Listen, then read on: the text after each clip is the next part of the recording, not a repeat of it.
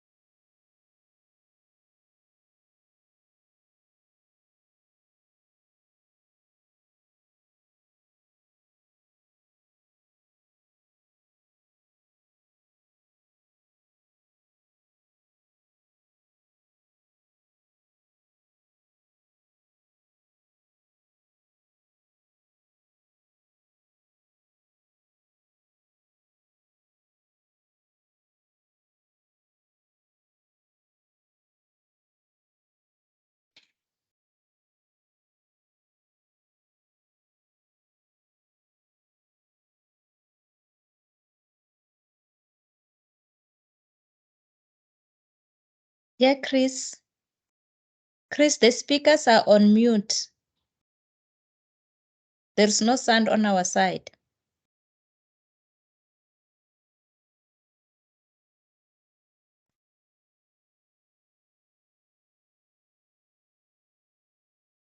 Mumtaz, please just unmute yourself in the venue.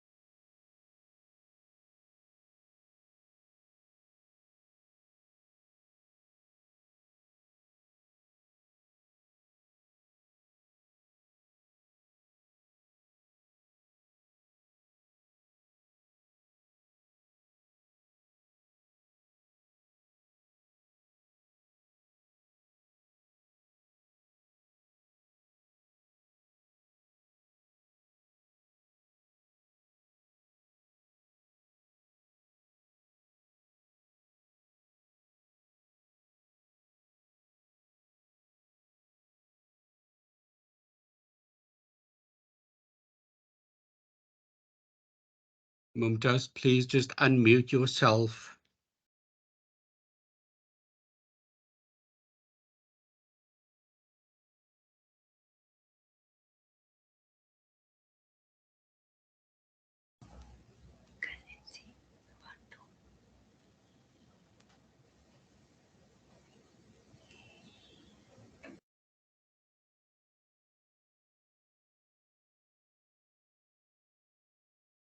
Sorry, technical support in the venue. Please just unmute Mumtaz on Teams so that we can hear the audio.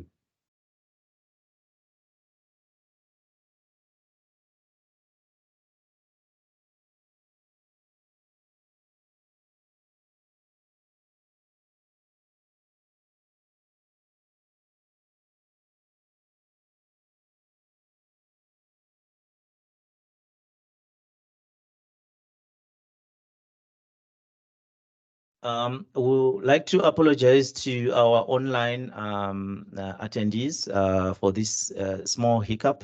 I think we wanted to mute everybody's mic, but we muted ourselves.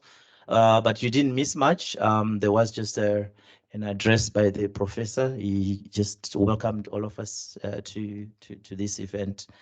Moving on, I'm going to call upon the CEO of SAQA, Ms. Nadia Starr, to introduce the SAQA team. And at the same time, she must also give, the purpose of the session. Thank you, CEO.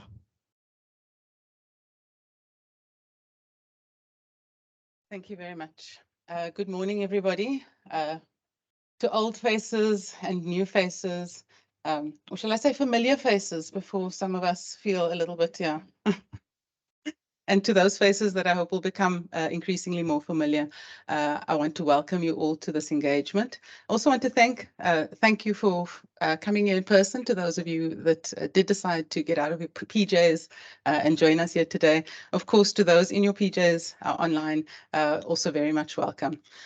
This is the third of the series of roadshows. We started at the coast last month. And I have found these engagements to be really constructive and productive. There's a lot of information we're going to share, unfortunately. We're trying to give you a little bit of everything. But the idea is that if there are things in there that are interesting and that you want us to go into any deep dives, we can do so, and probably do so after this, offline, as it were. So the purpose really of today's engagement is for us, Prof. van Wyk, to get to know all of you and for you to get to know all of us. We are a brand spanking new executive team, and many of my managers are also, although they may have been at SAQA for a long time, have taken over new portfolios. So we did think it was important that you all get to know us, know our faces, know some of our thoughts and feelings on certain things, so that it's easier for us to engage and start to work on opening dialogue going forward with our sector. There are a number of things that we will be doing in the course of the next year or two at SAQA and in relation to the NQF, and I do want these processes to be open, transparent, and collaborative.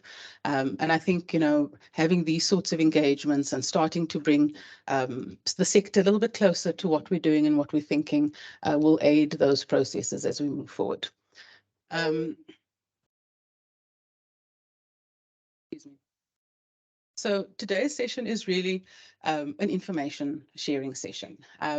We won't be talking about anything terribly strategic. There'll be one or two things, and I do hope and expect that the conversations and the questions can elicit some interesting conversation. But the idea is really to share information, to really give you an insight of what we do, so that those of you who don't know are able to better work with us. There will also, I think, be opportunities for us to really get to know each other a little bit better at breaks and at lunchtime. And I do invite you all to take that opportunity. So Let me then jump straight into introducing the SACWA team. And really, this is one of the main purposes of this engagement. As I said, very many new faces. Myself, Nadia Starr, I've taken up this role since December last year. And prior to that, I had been the executive operations at SACWA for a year. And previously worked in the CETA space, at the in-CETA for a number of years, and before that TVET colleges. So I come very much from a skills development and youth development space. And really what I want to do in these engagements is start to get to know the higher education sector a little bit better. And of course, others that I haven't met in my journey thus far. With me, you've already met our program director, Innocent Kumbachuma. He is our CFO and absolutely prolific MC. He is the only CFO I know that can make a crowd laugh, but he also brings quite a lot of energy to our team internally. He's also very new. He started last year in November, so preceding me by a month, which he likes to hold over my head. And we actually stole him from the QCTO. So and prior to that from Umalusi. So those of you that work in our space would probably have bumped into Innocent at some stage. Excuse me. I want to, if you don't mind, introduce my senior managers, because I do think, as I said, it's one of the main reasons we came here today, so that you know who we are. The conversations that you have afterwards might be better directed if you know who to talk to. When I introduce the senior manager, I'm also going to ask the staff members who thought that they were going to hide away to stand up and wave. So when I introduce your senior manager, please also stand up with the senior manager. So can I start with authentication services and the AS staff in the back that, oh, I didn't see AS staff, yes. Anna-Marie Janse van Rensburg is our Senior Manager for Authentication Services.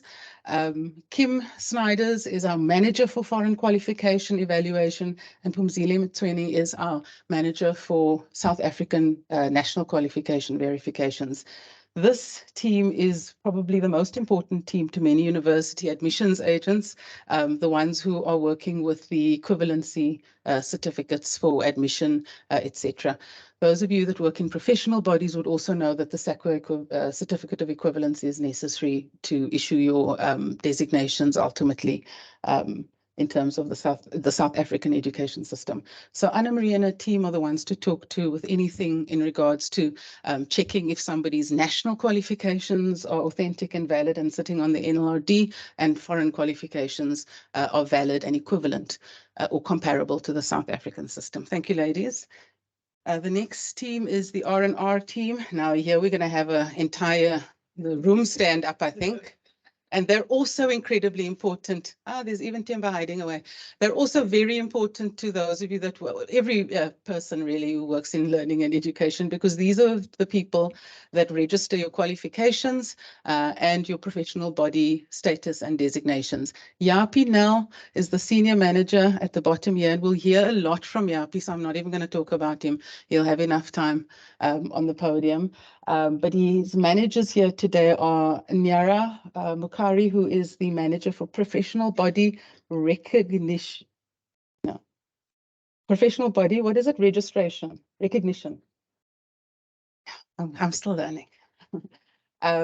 Caroline Eva is our manager for higher education qualification sub-framework. So those of you that work in universities and in the levels, 5 upwards, you'd be engaging through Caroline. And Tusani Hleza is our QCTO and general and further education qualification sub-framework manager, looking after the basic schooling and occupational qualification spaces. And they've got a very competent team that work with them. Justice is competent, but not part of the team. I mean, Keo, I thought it was Justice, sorry, Keo.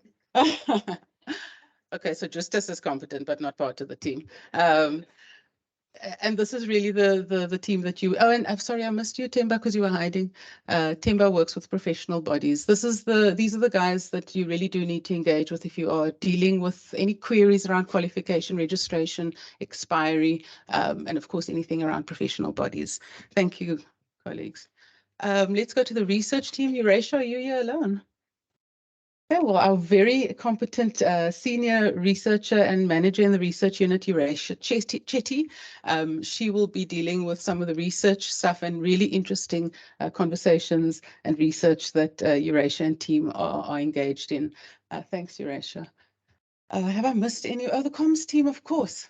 Our fantastic comms team who brought us here today, Nosipo Damane and Justus and the rest you would have met outside who've coordinated this event today. And of course, we also have senior managers, ICT, who are in the room today. We are embarking on quite a robust automation journey. And so we've brought in 2 senior managers to deal with ICT. And they're both in the room here today, I believe. I see Reggie. I didn't see MJ. Ah, there you are. It helps when you're wearing these Sacco shirts. Morning, guys. All right. With that, I'd also like to, if I may, just go into very quickly an acknowledgement, and I probably should have started with the acknowledgements in terms of protocols, but to thank the TUT staff very much, Professor Ben van Wyk, the executive deans that are here today with us, Dr. Mumtaz Banubai, who has been really working very hard with the team. Thank you so much for your hard work and that of your team. And of course, all TUT staff that work together with Dr. Mumtaz, we believe. In particular, I think it was Debbie, Pakamisa, Zianda, and Zamagwane. Much acknowledgements and thanks to all of them for making sure that we're all here safely and have the equipment that we need. So with that done, I think, and I hope I didn't leave anyone out, it would simply be out of my own nerves and not because of any disrespect. I do wish to appreciate all of your attendance and hope that we'll have constructive conversations today. Thank you.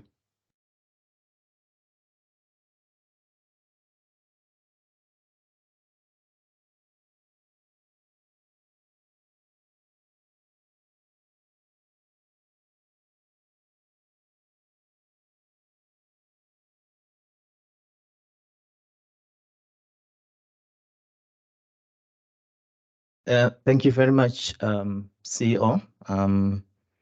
Much appreciated. I think the CEO forgot to mention that she, of course, started in December. I started in November. I'm a bit quite senior. I was made permanent 2 days ago after my 6 months probation. She's still on probation, but thank you very much. So thank you. As a permanent CFO, I would like to call upon our first presenter. Mindful that we have been given this wonderful venue. There is another event that is happening, so we have to make sure that by 12 we should be wrapping up everything. So why I'm saying this, because I know the next presenter who comes wants to speak a lot. Please, Yapi, make sure that you try and talk the key points. And what we're going to do is Yapi is going to present and the next person is going to present. Then we'll have question and answer at the end, unlike what is on the program. Thank you very much, Yapi.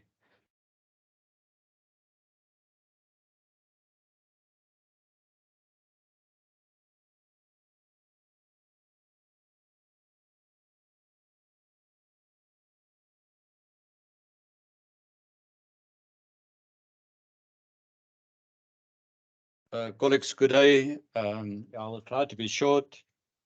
Normally, if you look at, if I speak Sakwish, please excuse me. Nadia always tell me speak English that people understand what you are saying.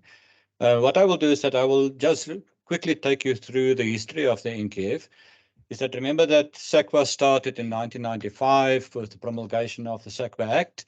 And that then the NQF, and in that act, it provides SAQA to develop regulations. And in the 1998, where they established National Standards Bodies Regulations that established the Act, the NQF, and it was an 8-level NQF. And then it was reviewed in 2001, and then the NQF Act published or promulgated in 2008 and implemented in 2009.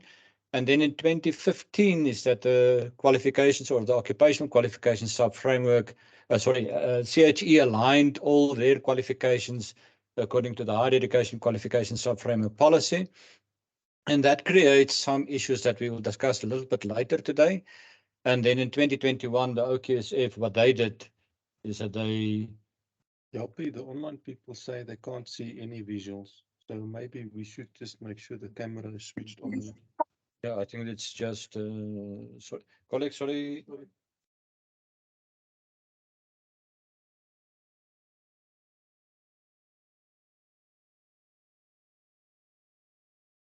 Fine, thanks, Daniel.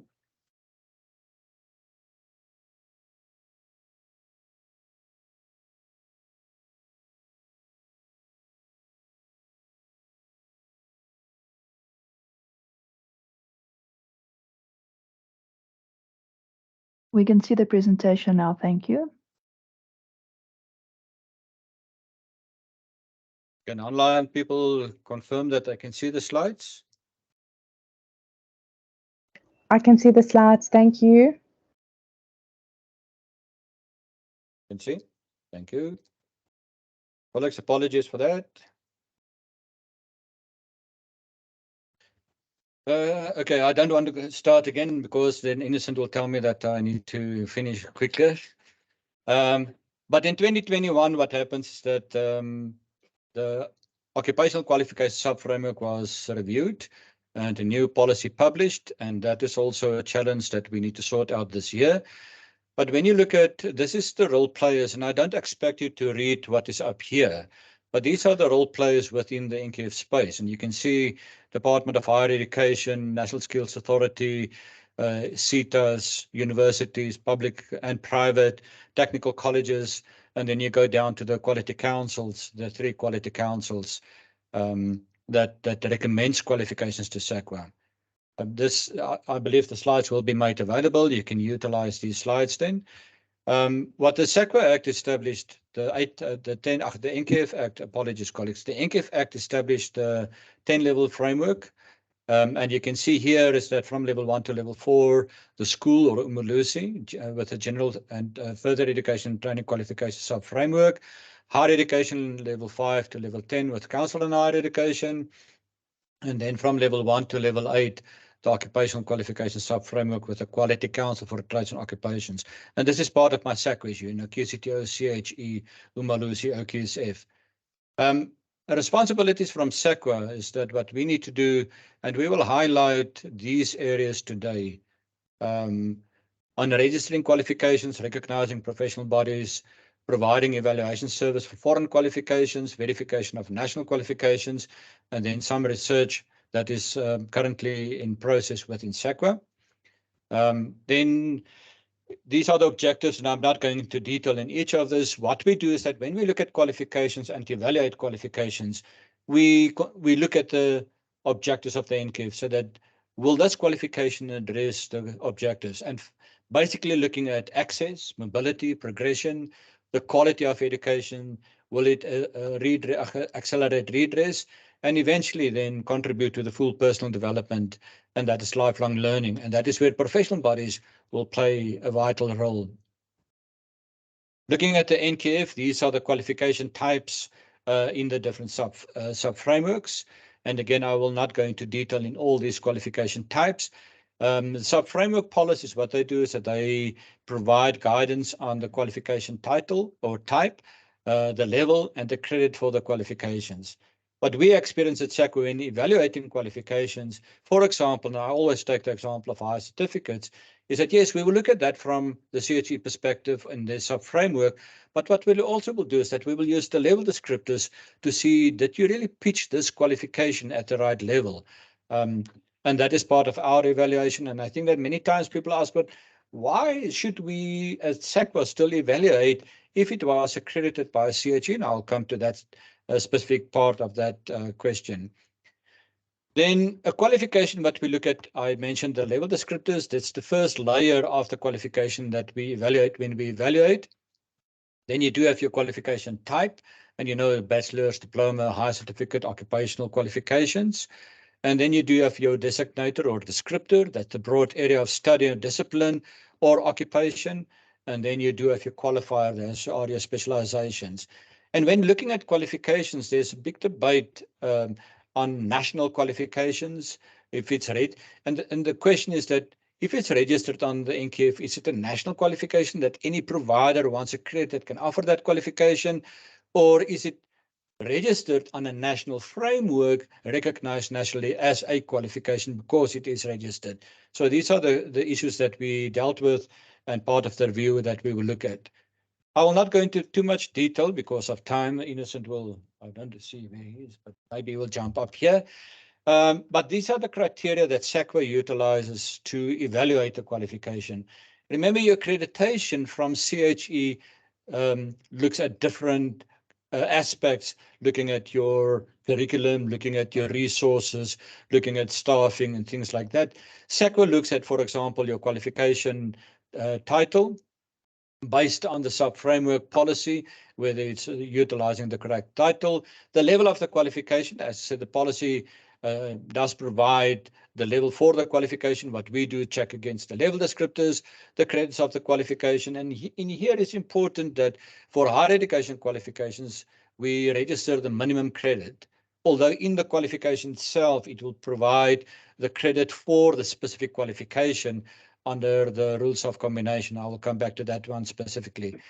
The rationale and purpose, and in here is that we start looking at the whole golden thread going through from title up to articulation. So that the rationale is that why this qualification? Why do you want this qualification? And this is where you say that what's the purpose for the learner? What's the purpose for the benefit for society? And is also what is the role of a professional body in the qualification? The purpose is that why should, or let me say the purpose, why the qualification, rationale, why should the learner do this qualification? So purpose is that, is it an academic qualification, vocational qualification, or a professional qualification? In RPL and entry requirements, on the entry requirements, our policy states that all possible entry into the qualification, and that's part of the debate with CHE, is because they said it's only, you only look at the NSC. But you need to look at the national vocational qualification also, national senior vocational, and maybe some occupational qualifications. And again, that leads to articulation. The rules of combination is that if you look at a higher certificate, most of the time, what I will say is 140 credits to complete the qualification. And as I said, that is where we identify how many credits do you need to complete to complete as part of the learning to obtain the qualification.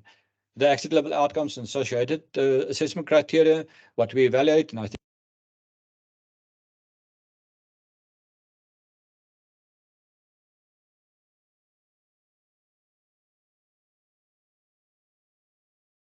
Sorry, you somehow got muted again.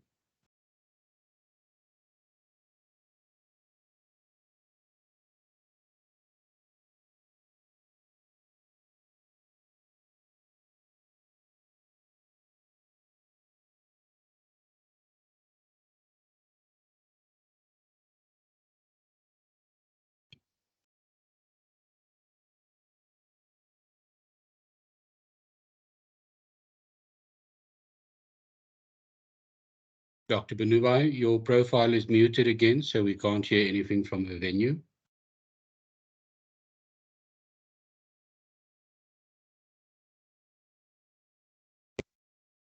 getting excited when I started talking to this.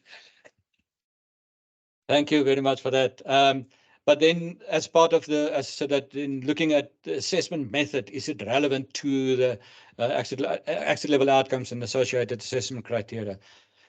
And Prof. Van Wyk spoke about international qualifications. And here is that, how does this qualification that you submit for registration compare internationally? And within the higher education space, I think it's much easier because you do work with international bodies or institutions that you can compare the qualification. And what we need to be careful is that if we provide information there that learners coming from that specific country who completed that qualification, but you already indicate here that my qualification already compared to this qualification. And then in South Africa, so, oh, no, we cannot do that. So we need to be careful about that and how we do that comparison. And many times it is a new qualification in the world. Or a new, and I take that as part of the occupational qualifications, because as an example, we've got the deepest mines in the world. And if you compare it worldwide, they've got open mining and not underground mining. So what they developed is specifically in South Africa, not comparable really to outside qualifications. Articulation within the OQSF space, this is difficult because we need to look at will this qualification from OQSF really articulate to a qualification in higher education? And remember that what I spoke about the objectives of the NQF about mobility and progression.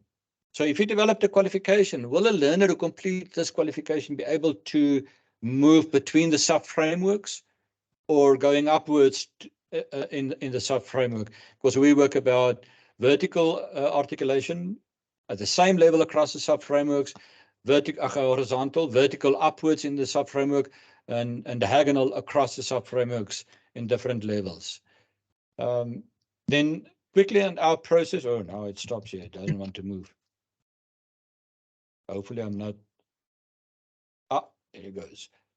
And again, is that I'm not going to detail here. It's basically is that we're working on our automation process that will assist in making this much quicker. We've got a 3 months turnaround time currently, but we do register. Last year, for example, we registered about 50% of all qualifications less than 2 months. We do get a recommendation from the Quality Council, and what we do is that we screen, and we do have different processes between the Quality Councils. If it meets the criteria, we will go for evaluation. If not, we will return to the Quality Council to say, please look at this, make sure that you address all these areas. If it goes through the evaluation process, meeting the criteria, it will go to the Qualifications Committee, who approves the qualification for registration on the SAQA MIS, and then you will get your registration letter. It may also be that the Qualifications Committee may say that, no, there are some changes or recommended changes to the qualification, then it will go back to the Quality Council for that recommendation. Colleagues, that is my presentation. I hope that I'm still audible on Teams. And then thanks, Mr. CFO.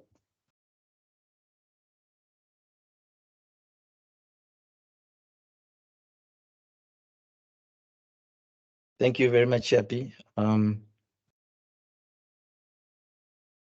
At SAQA, we believe in lifelong learning. He has really learned to be fast. Thank you very much. Okay, like I said, please note your questions. Again, I think from the colleagues online, you put the questions on the chat box. We'll also try and make sure that we respond. So our team will be taking those questions. So we'll do the question and answer at the end. Colleagues, the next presenter is going to present about the recognition of professional bodies. That's Nyaram Kari, who is the manager for professional bodies. Thank you. Thank you, CFO. I like the way that you've just done it to say all questions will come after, so that my senior manager will respond to all the questions. And I'm happy. CFO, I'm trying to change. How do I next? Program director. Oh, next. Okay. Can you hear me?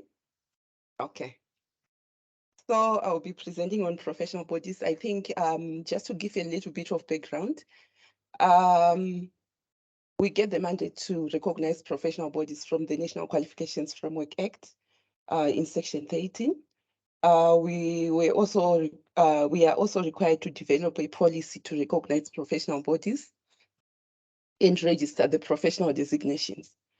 So to date, since 2020, when we started with the recognition of professional bodies, please take nice pictures. When we started with the recognition of professional bodies, we have recognized 103 of them. So we've done a lot of work. Of course, there were de-recognitions in the process and then other new recognitions.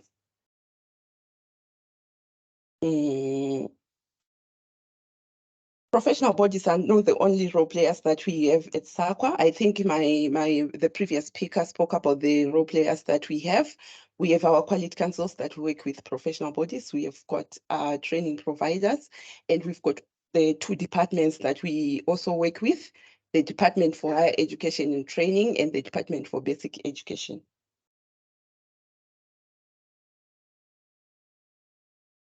And Chapter 6 of the NQF Act gives some responsibility to professional bodies.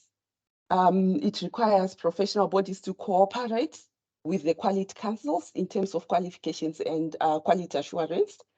And also it requires professional bodies to apply to SAQA using the criteria that we have in the policy to be recognized as a professional body and also to register their professional designations.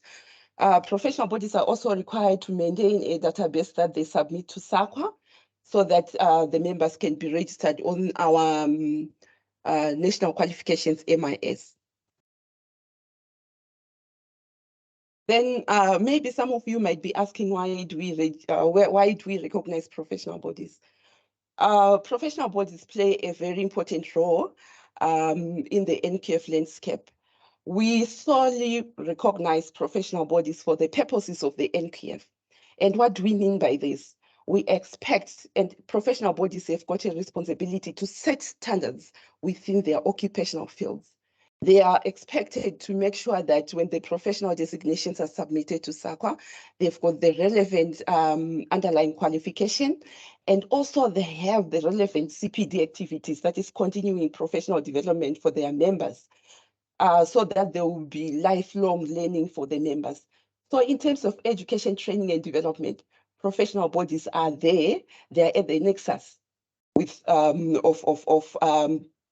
looking at the qualification and also looking at the workplaces. So they have a very big responsibility to play when it comes to education and training.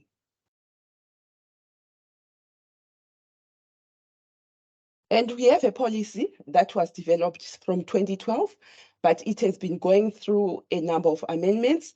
And currently the policy was due for review, and we reviewed it. We have a policy it was amended in 2023. It's there, it's available on our SAQA website. If you look at the policy, you see that it demonstrates the critical role of professional bodies in standards development and quality assurance. Like I said previously, the section 28, which articulates the important role that professional bodies have in terms of quality assurance. And also professional bodies, when professional bodies register their professional designations, they must ensure that the professional designation has the relevant underlying qualification. And this is an interesting topic, and it's an interesting discussion that we are currently having in SAQA. What is the relevant underlying qualification for a professional designation? And it's something that we are going to take out there with professional bodies. And maybe we can also get professional bodies that will engage with us in that discussion, and maybe engage with us and work with us in terms of research. What is the relevant underlying qualification for a professional designation? This is quite key and it's very interesting. And the benefits of working with the SAQA recognized professional bodies. You are assured that there's professionalization in the sector. There's also quality assurance. There are quality assurance processes that are in place that professional bodies engage in. And also, professional bodies provide opportunities for learner placements. Lastly, professional bodies, this is not the last one. I want to explain the other thing on collaboration. Professional bodies collaborate to raise professional standards and set clear benchmarks for professional performance.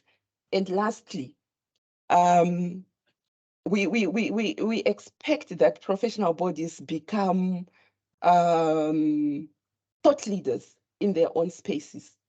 So we expect them to do research and lead the sector and guide in terms of what is needed in their occupational fields. The CFO, I'm sure you'll be happy with me. I thank you.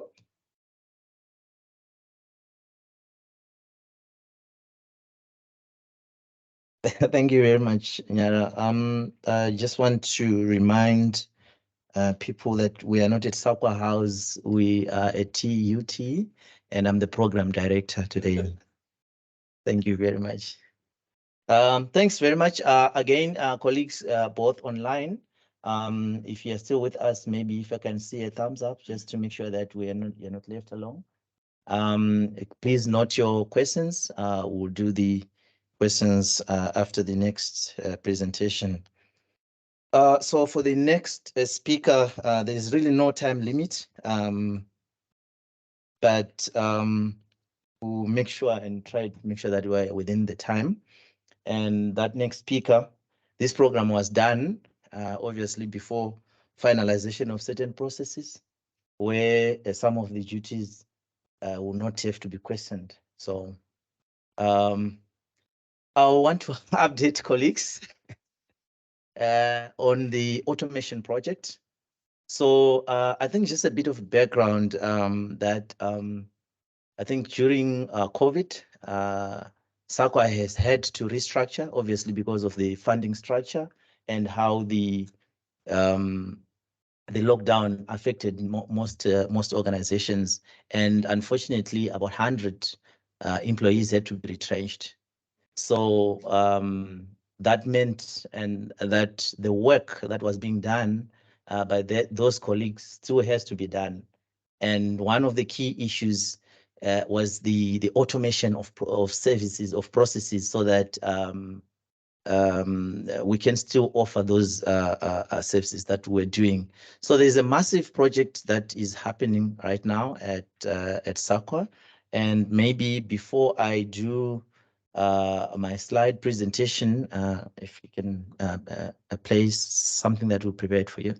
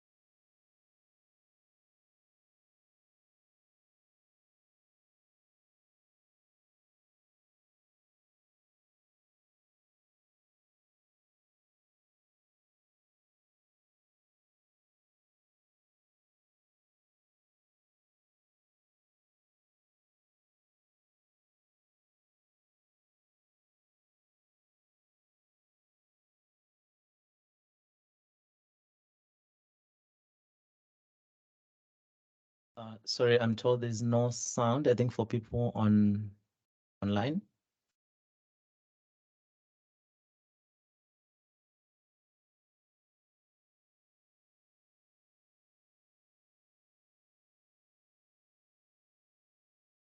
Don't worry, we'll send the link to you. Colleagues online, we're going to send a link to this video. You can, it's just 2 minutes. You can listen to it or have a look at it. Thank you.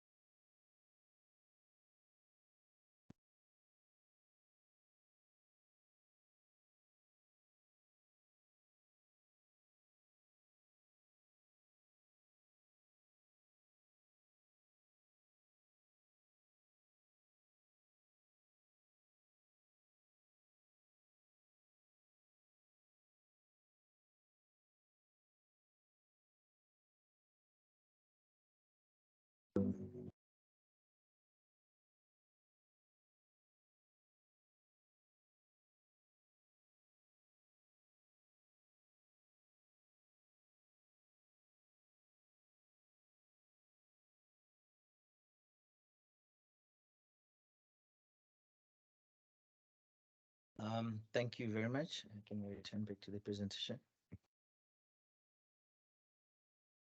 So this is the project that is currently happening, and we are happy that our first launch, I think, is happening this month. We've got the senior project manager for this particular huge project. We have just started, who's running with it, and it's going to really make our life much easier. So we thought that thank you.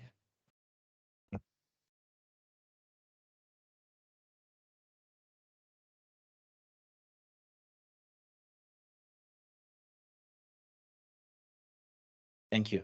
So basically what that video was saying is we're also going cloud-based. We're going to have phased implementation because we want to be able to link and develop as we go along APIs. For example, we should be able to link with Home Affairs. We should be able to link with DERCO. So it's something that we're looking at. We're looking at even machine learning, so that, I mean, for example, we know which countries, which universities, for example, once their qualifications, you know, to be evaluated. So with machine learning and all these things, we'll be able to do it much faster and much quicker. So these are some of the exciting, really, projects that we are doing to try and improve, you know, our delivery, you know, for our mandate. So we thought it's very important. I know we at the moment, because of the capacity issues that we have, there could be some issues with delayed, you know, responses and so forth, but we're really working towards that. And the CEO is particularly so much into this into this project as well. So we're really happy about it, and we'll continue to make sure that once it's up and running, we will make sure that we notify you. And if you can see, those who have noticed, we have a new website that was recently launched, quite improved website. We've got some good feedback so far. Please just go through and also check on it. So those are some of the things that are happening. So this is my many slides on this item. and no one tells me to sit down, so I'll continue to be here and take questions on all three presenters. This last presentation on the automation project, unfortunately, there are no questions at this moment. We want to focus more on Yapi and Nyara's presentations. I hope Nosipo we are also taking questions from our colleagues online so that we can address those questions. Also, in the interest of time, I think we'll take the pressing questions. How we are going to judge if a question is pressing is how high the hand goes up. So then we can know that it's really a pressing question. Colleagues, it's question and answer time. Thank you, Prof. It's very pressing question. I note your hand, Prof. I think we've got roving mics that is going to come to you. I note you at the back. Thank you for the opportunity to ask a question. And thank you also for the presentations, and it's very, very informative. I think my first question relates, and it's aimed at Yapi. In his presentation, I do see a lot of overlap with very similar checks and balances that we need to submit to the CHE. And there might be, a conflict of requirements between the two bodies. And I just want to know how are we going to harmonize the information that flows from the CHE to SAQA in such a way that we as qualification providers, we would ideally want this to be one process, seamless, same template, and not have the types of questions that comes back to us after it's been at the CHE for 2 years, 3 years, and has been reviewed by experts. So it's a question related to harmonization between the two bodies. And the second question I have relates to professional bodies. Particularly, I sit with a case on my desk at the moment where a professional body is refusing to register students or qualifications, but there is no standard for the qualification. There is no approved standard. It's all in flux. And how do we deal with that? So that's my question. Thank you. Thank you, Prof. I noted you. I noted at the back. I think the roving mic. And whilst she's speaking, let's bring the mic here as well. Thank you. Hi, my name is Linnell Farrell. I've been following SAQA and the NQF for 2 decades. I just want to know, with the unit standards coming to an end on the 30th of June, they've always been registered.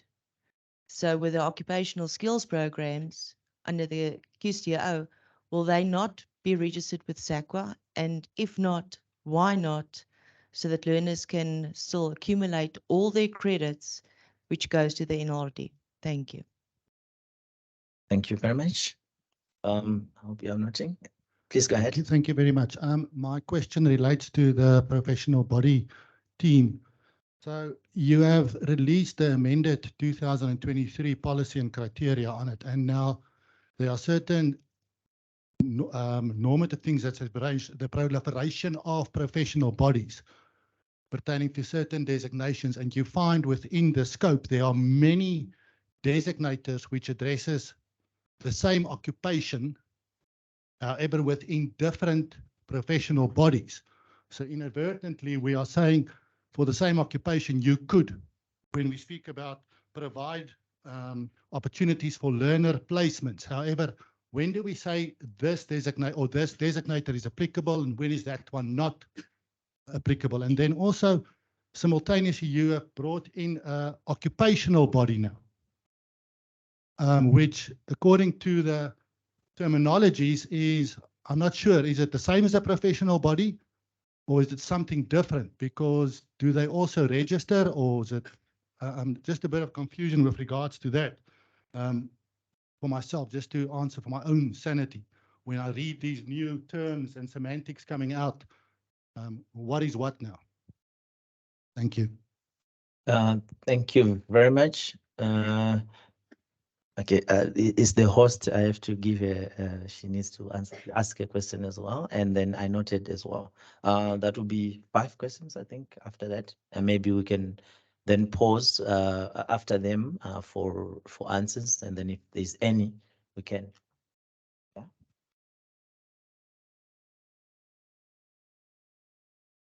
Thank you, Innocent. My name is Emily. I'm the Director for Quality Promotion here at TUT. I've got 2 questions. The first question has to do with re-registration of accredited and registered qualifications. We understand that there has been a change in the re-registration process, which previously the qualifications were re-registered automatically by SAQA, but last year there were changes with regard to that process. But there hasn't been clarity with regard to how that process should be handled. What is the role of SAQA? What is the role of CHE? And how should higher education institutions submit the re-registration information? What is the turnaround time? So perhaps if you can, Yappi's team, if maybe perhaps can provide clarity with regard to the re-registration. And my other question is the registration process for qualifications that has long phased out, that institutions pick up that they were never registered because of now more institutions and organizations are doing the verification processes for qualifications. Sometimes we do get students that come back and say, my qualification is not registered, SAQA can provide a verification to my employer or to whoever I'm going. So those 2 questions, please. Thanks, Innocent. Thank you. Thank you very much.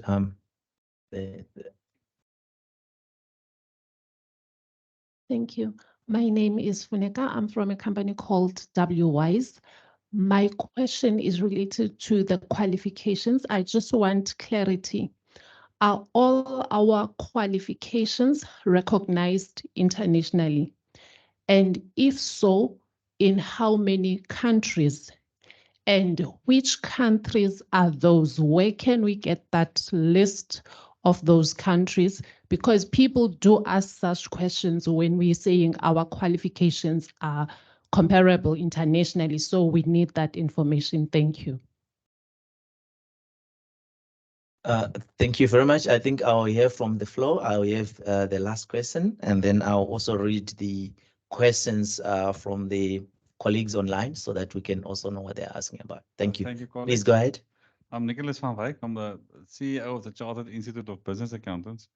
And I've got a question relating to the QCTO, which has been bothering me now for 10 years. So if you can solve it, I'll be a happy man. There's a requirement with the QCTO to appoint quality assurance partners for QCTO qualifications. And usually, and I might be mistaken, that then is a professional body that is appointed to assess against that qualification. But that has always bothered me because the professional body is has personal interest in passing people for the exam. They're also conflicted in the sense that they have a specific brand in their sector. So whereas the QCTO qualifications are supposed to be national and open and accessible for everyone, they're not, because they're assessed by a competitor. So it wouldn't be possible for one professional body to send its students on a occupational qualification if a competitor is actually the examiner of that qualification. So if we are going to do national qualifications like the occupational qualifications, there should be a national examiner that's separate from the professional bodies. Okay, thank you very much. Although you have said about the QCTO, I think the CEO forgot to mention that I was in finance at QCTO. Fortunately, your question will be answered. I even see on the online, there are some QCTO colleagues, but it will be answered here. There's somebody much fresher from the QCTO who will be able to maybe give, not on behalf of the QCTO, but give an insight into that. So we will have various responses, and I think most of them will be done by Yappi now. And I think CEO will answer some. Then Anna-Marie will answer about the QCTO question. We've got some questions here from the colleagues online. The first one, it says on CPD, please elaborate on current initiatives by SAQA. Okay.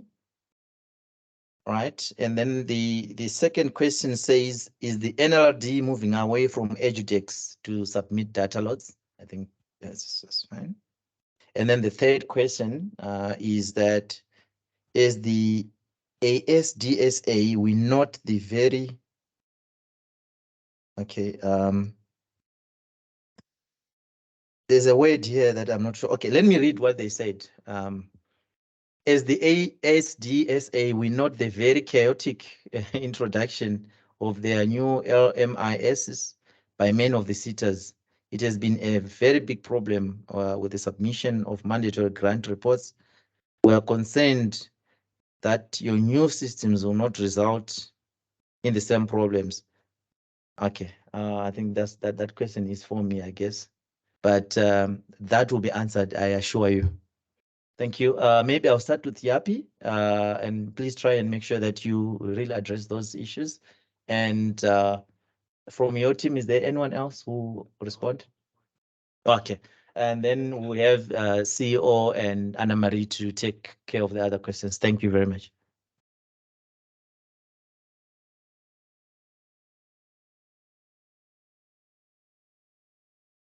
We have one question at the back. I'll be generous, but it was not pressing. Thank you. Hi, my name's Jasmine. I understand that on the SAQA website, generally, when you put the designations, it gives you an indication of the professional bodies that's closest to those designations. I just want to know, like, for example, now, if we had, as some of you may be aware, there's a critical skills list that's been issued by the Department of Home Affairs, whereby they would stipulate a designation such as maybe external auditor, for example. And we have actually noted in some of the professional bodies that there's not only one professional body that evaluates for that.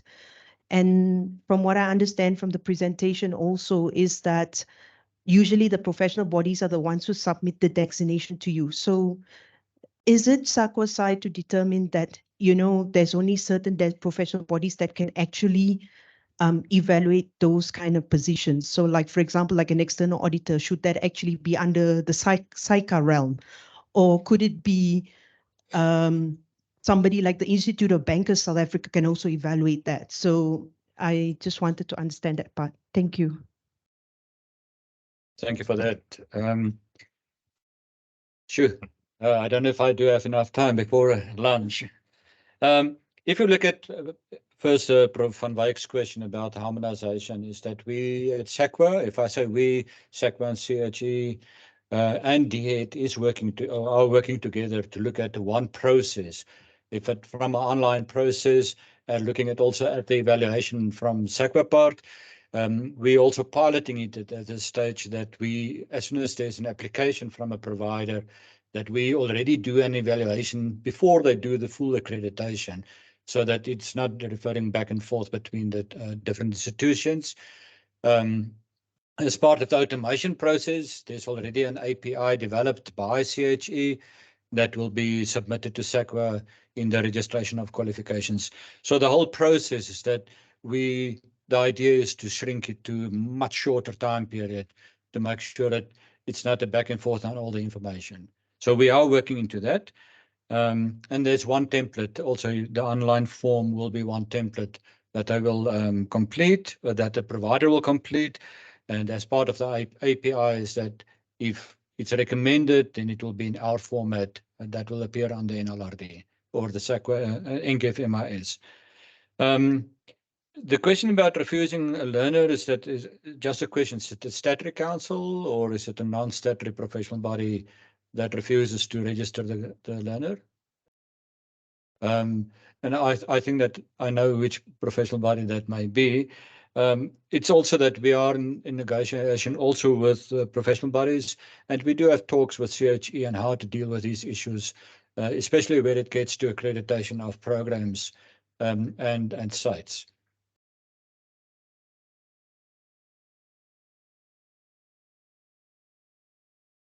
Thanks. It's just reminded also that we do speak also with Department of Health on how to deal with this. We had already a session about 2 weeks ago looking into these areas.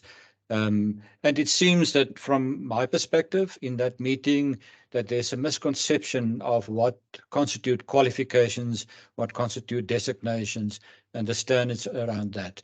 So we are in negotiation with the government departments and CHE in dealing with that issue. So if you want to, you can also send it to us. We can look at that and then see how we can deal with that. On the skills development programs, I know that that is a question on what people ask. As part of our negotiation, or not, I cannot say negotiations, but discussions with QCTO is looking at the qualification types that they do have, especially around professional part qualifications. That creates also some confusion on how to do that. And looking at skills development programs, as you indicate that it stated that it should be credit bearing, and if they completed that, it should actually be also on the MIS. But we are also discussing. So all these areas that we look at, we do have discussions and meetings with the quality councils to see how we can deal with that and how we can load the data. I think that previously is that, as you indicated, that unit standards are there, all the learner data against that unit standard, and the learner can then come and draw a statement of all the achievements. And that is part of what we look at the stimulus process as part of this. On designations, various titles in the same occupation. I can't remember all the questions there specifically.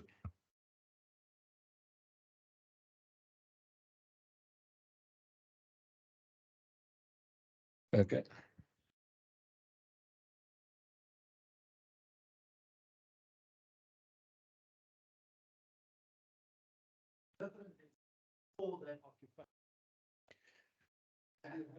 And we speak about things provide opportunity for placement. Yep. When do we say this designation binds to that type of occupation, and this one does not? So you have in the same industry, the educational planning and development place, you have human resource variety of professional body, the relation that we have. Then we have for coaching, mentoring, etc. Then we have for professional master trainers. We speak of development. That's the occupational unit, and many different professional bodies speaking to the same occupation. That which one is it? Thank you. For that point, we are also in the process of looking at the review of professional bodies and the role of professional bodies within the NQF. And discussions within SAQA is basically on, if you look at the scope of a professional body, what should the professional body cover as part of that scope? And in there is that if there's an extension of scope, it's a duplication of another professional body, we will not look into that. As I said, that we are in the process of looking at all these issues, re-recognition of professional bodies, and every professional body will say, but I do have I can exist. If you look at, for example, part of the recommendations that we made to some professional bodies, and I will take the example of a bookkeeper, is that there may be different titles for a bookkeeper, but then we need to look at the scope or the how many bookkeepers do you get? So is it necessary to have only one professional body for a bookkeeper, or can you have different designations for a bookkeeper? But as I said, those are some of the issues that we look at, and we are going to do some benchmarking internationally to look at how do they deal with these areas also. I hope I answer your question. Remember that when you look at the professional body definition, it is a body of expert practitioners in that field and in the occupational field. So part of the benchmarking will go out to say that if you look at professional bodies, and you do get, for example, statutory councils that we mentioned already, and non-statutory bodies, but then you do get academic type of professional bodies. You get trade-based professional bodies and occupationally-based professional bodies. And internationally, they also speak about regulated professional bodies, separate than your statutory councils. And that's part of our benchmarking that we want to see. Should we have different statuses as a professional body, if I say status as academic or occupational, or is it still one professional body as within the NQF Act? Is that once you are recognized, you are a professional body. But the term professional in the professional body creates another issue. To say that if you then, part of what Nyara discussed, the underlying qualification is that should it then be a professional qualification to be a professional body, to be a professional? So those are the issues that we're looking at. If you look at your trade-based qualifications that internationally regulated, is that I say that if you want to practice in a trade, you must be qualified, you must be registered in the register, and then you can practice. And in South Africa, we don't have that body at present for the Department for Higher Education. Is that once you completed your trade test, then you're registered with a DET, and that's the register. And then you get your red seal that people are speaking about. So those are some of the challenges that we really look at to see how we can address that.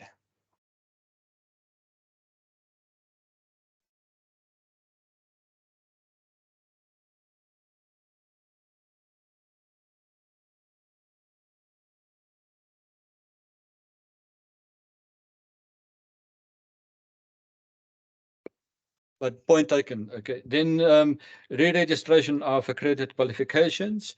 I think Emily asked that question. Yes, you know. Yeah. Basically, is that when you look at since the establishment of SACWAs, all qualifications, and that is one point that people need to understand, qualifications are registered for a certain time period, and that time period will allow for review of the qualification, checking if it's still meeting the requirements of industry, technology changes, and things like that. And for CHE qualifications, 3 years. The qualification registered for 3 years. Accreditation maybe for 5 years from CHE. But in that re-registration is that our policy states that we inform CHE of all qualifications that will reach the registration end date, and they then need to recommend that. We cannot do changes. And previously, based on feedback from CHE, is that if you look at the blanket re-registration, there are a number of qualifications not meeting their own sub-framework. And that is what they are doing, is that they are reviewing that, making sure that when they recommend the re-registration, it's even meeting their own sub-framework as well as SACWA policy. In the process, that what we recommend is that to keep track of your qualifications, and when the qualifications, remember that if you do get your registration letter, your qualification will then be registered for 3 years. Then the registration process of historical qualifications. Again, is that all providers were requested since the establishment of the NQF to register their qualifications on the NQF.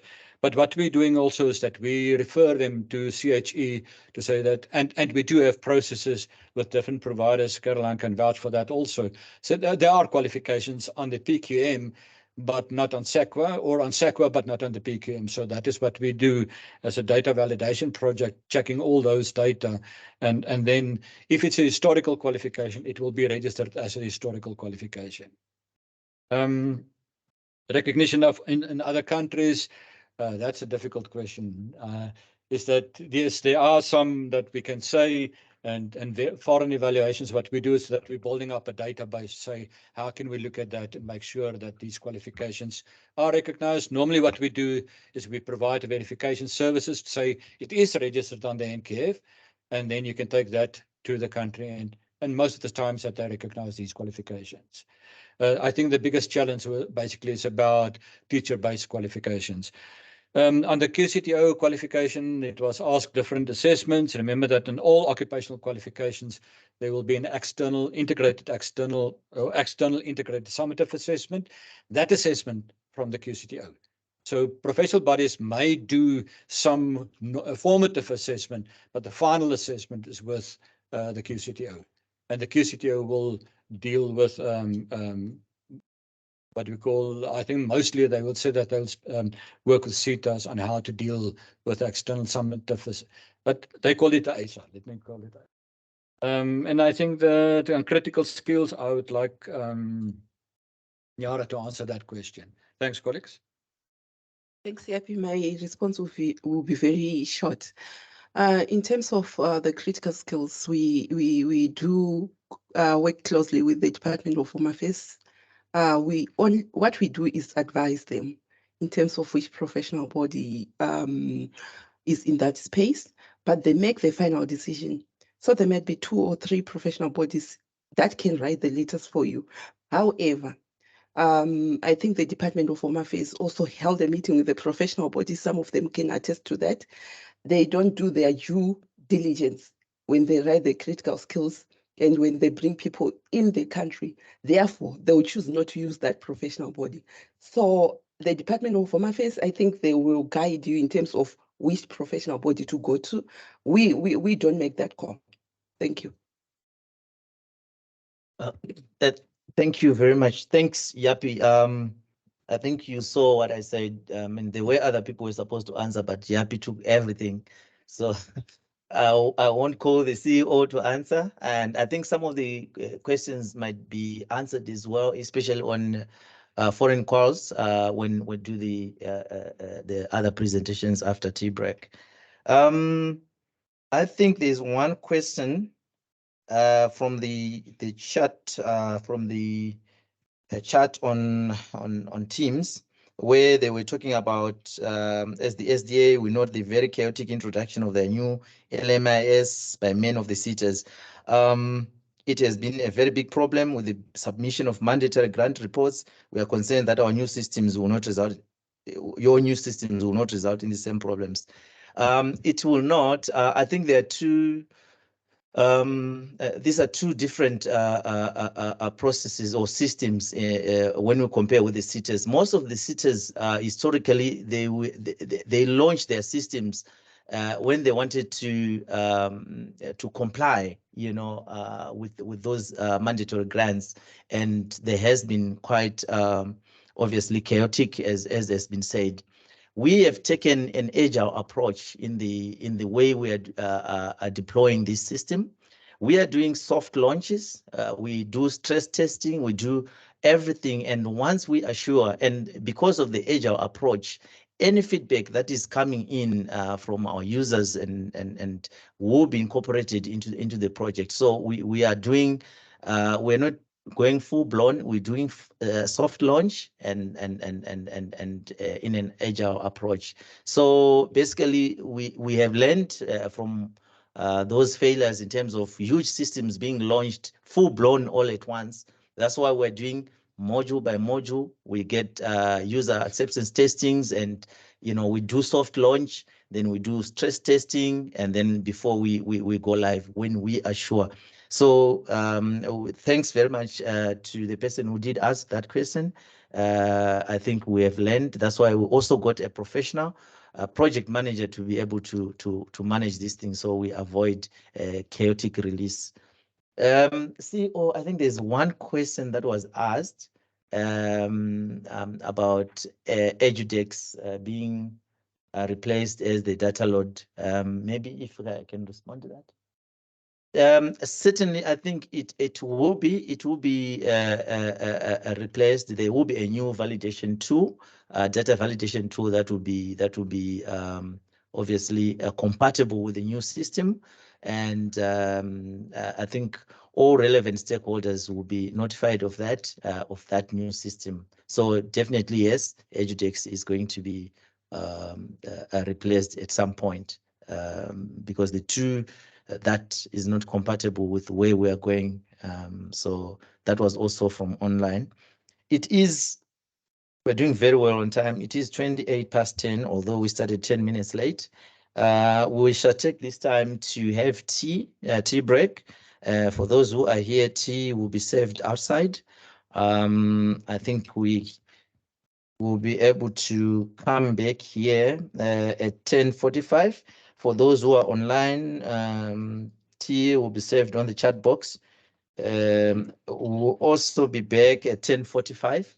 Let us enjoy tea, and also please grab water. We do have quite a lot of water. You can grab anytime you feel like. Thank you, colleagues. You are also free to engage with us, ask questions, not aggressively, but nicely, or respond. Thank you very much.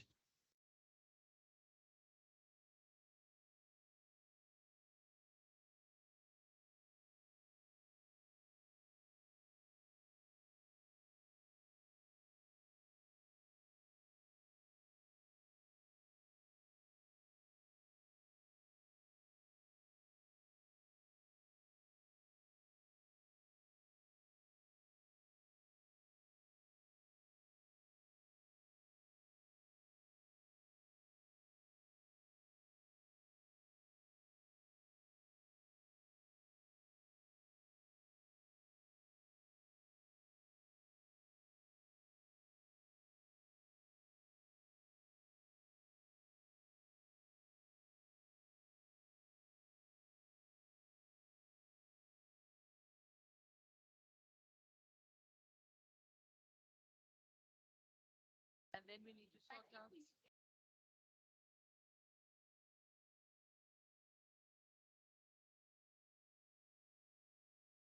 The reason why he was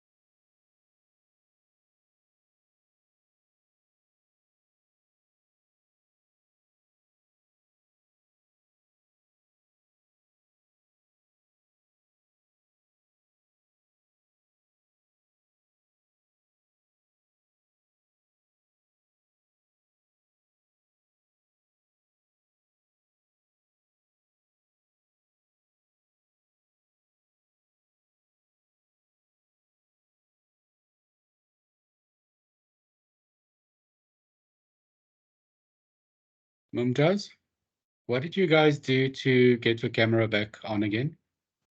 Do you know? Just switch on the mic.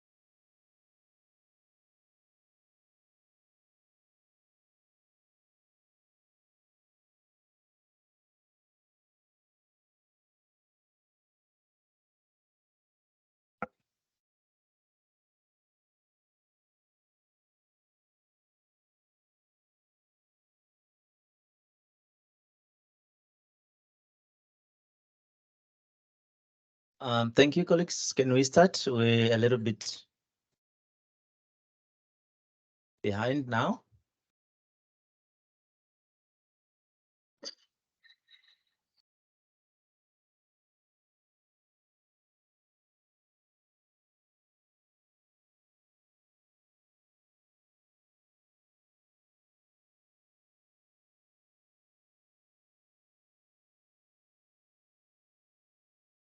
Okay. Thank you.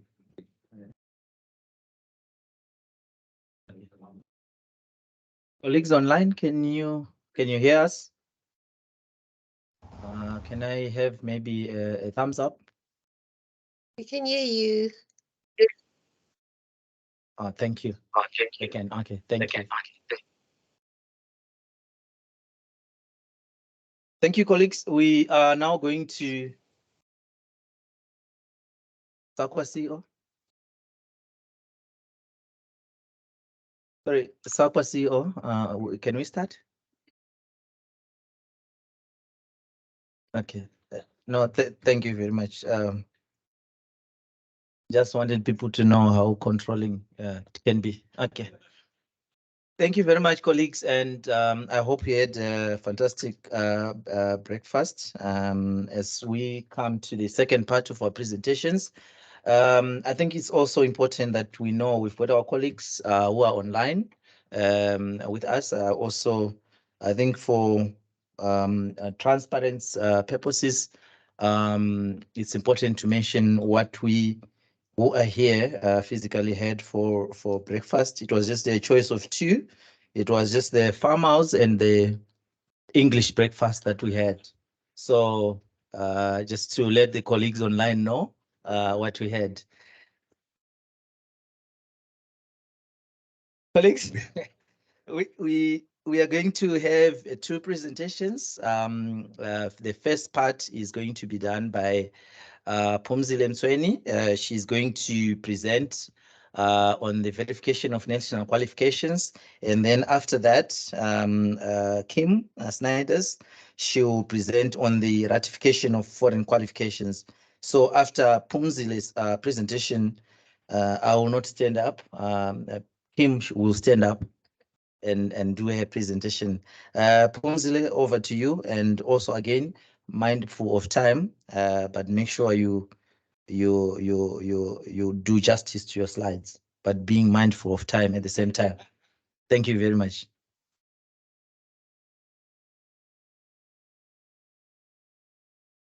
Thank you very much, CFO. Good morning, everyone. As Innocent has said, my name is Phumzile Mtsweni. I'm the Manager of Verification of South African Qualifications. What we do is that we are part of the NQF value chain, and our role is to assist in eliminating bogus qualifications and fake qualifications. And we do that by ensuring that institutions offer qualifications they are registered to offer, and individuals have qualifications they claim to have.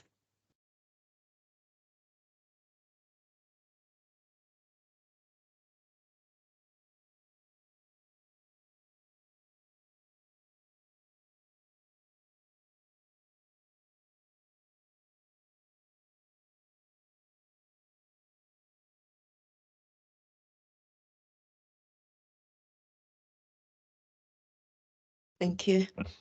Having said that, I'm going to start with my presentation. And oh, sorry, he started from scratch. Oh.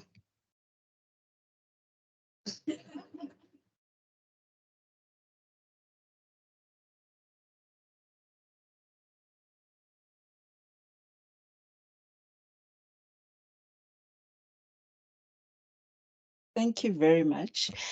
Having said that, I'm going to start with my presentation. And so the first thing is, what is verification and why do we verify qualifications?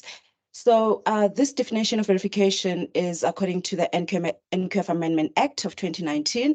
And the NQF Amendment Act defines verification as the process followed by SAQA to determine the authenticity of a qualification or part qualification in terms of relevant SAQA policy and procedures. And how do we determine the authenticity? What we do is that we check if the qualification is on the NQF, is registered on the NQF, if it's offered by a registered, established, and declared or matched an accredited education institution or skills development provider in terms of the relevant legislation.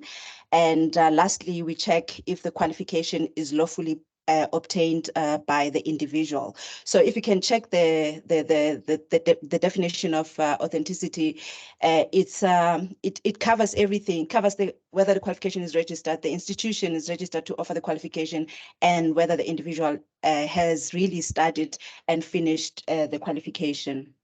And why do we do verifications? We do verification for trust, integrity, quality, mobility, immigration, for people to further their studies, for professional designations, registrations, and for employment.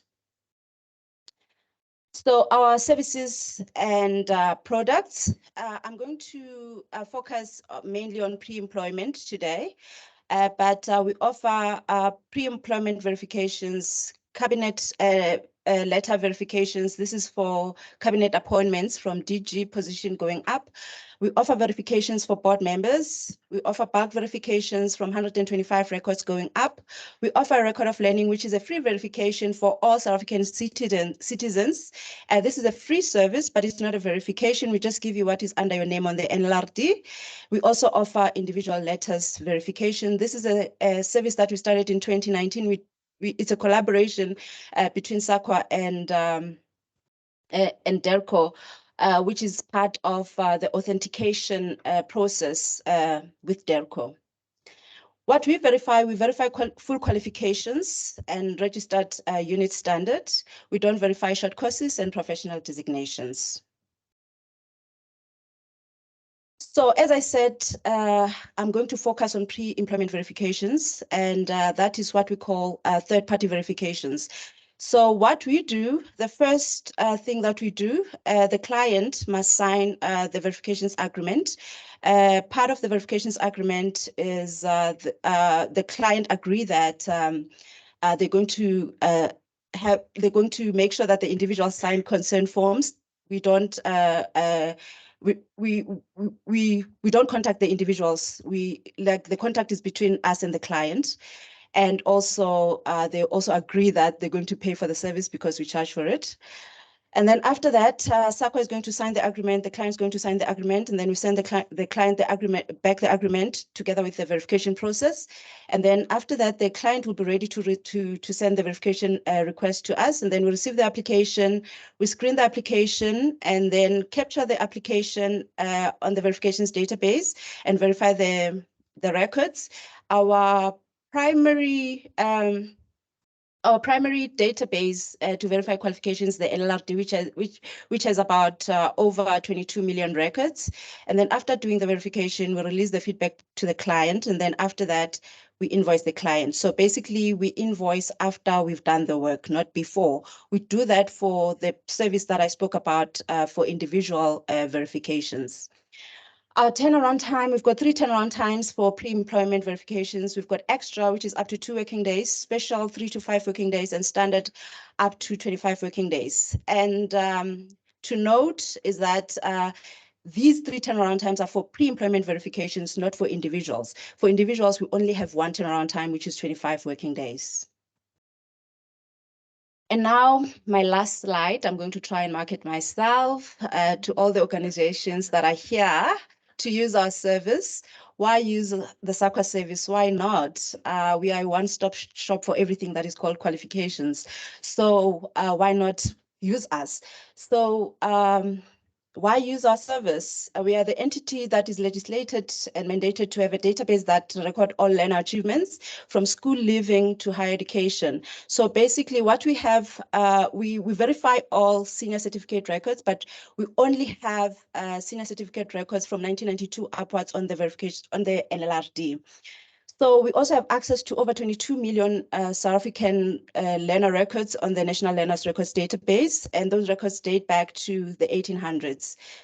And so SAQA is very, we like, basically what we do is that we also, one of our biggest client is the the government. So to avoid duplication for the government department, SAQA spoke to SAQA together with DPSA, they agreed that government is only going to verify a record once. So basically, if a person moves from one department to another, and the first department has verified that record, all the other records that other government departments are going to send through to us, the government departments are going to get it for free. So we are flexible like that. So I'm sure if we can get another client here, the CEO can have a conversation with them, and then we can do something also for them.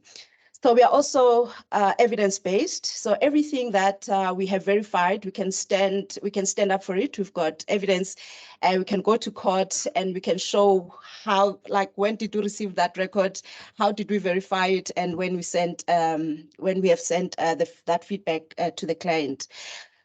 We have also established relationships with information partners such as TUT, and that is concerning all the records that are not on the NLRD, since we've got gaps on the NLRD.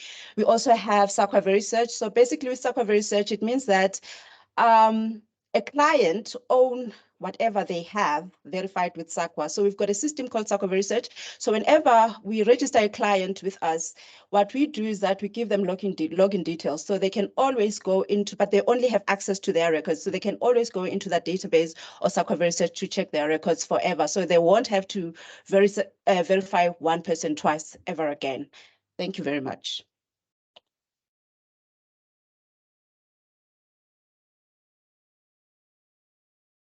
Hi, everyone.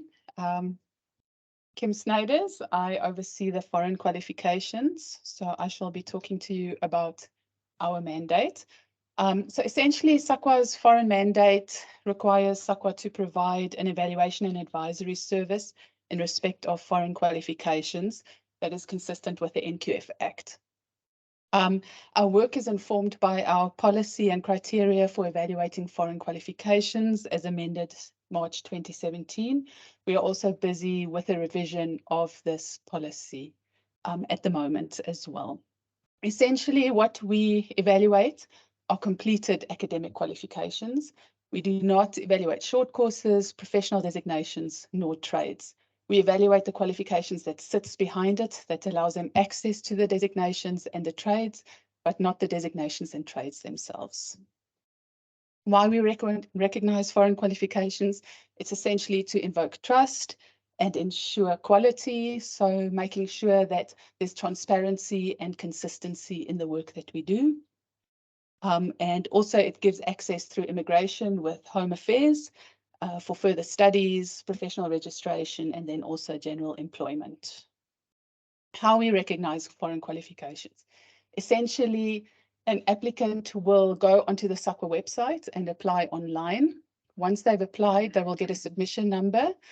The team will then screen the application, and they will check that all the documents that were submitted for the application has been done correctly. If it has not been done correctly, they will then receive an email to state to them what is required of them still, and then we will wait for them to upload those documents. If it is compliant, then we register the application and it moves on to the verification system or the verification part of the process.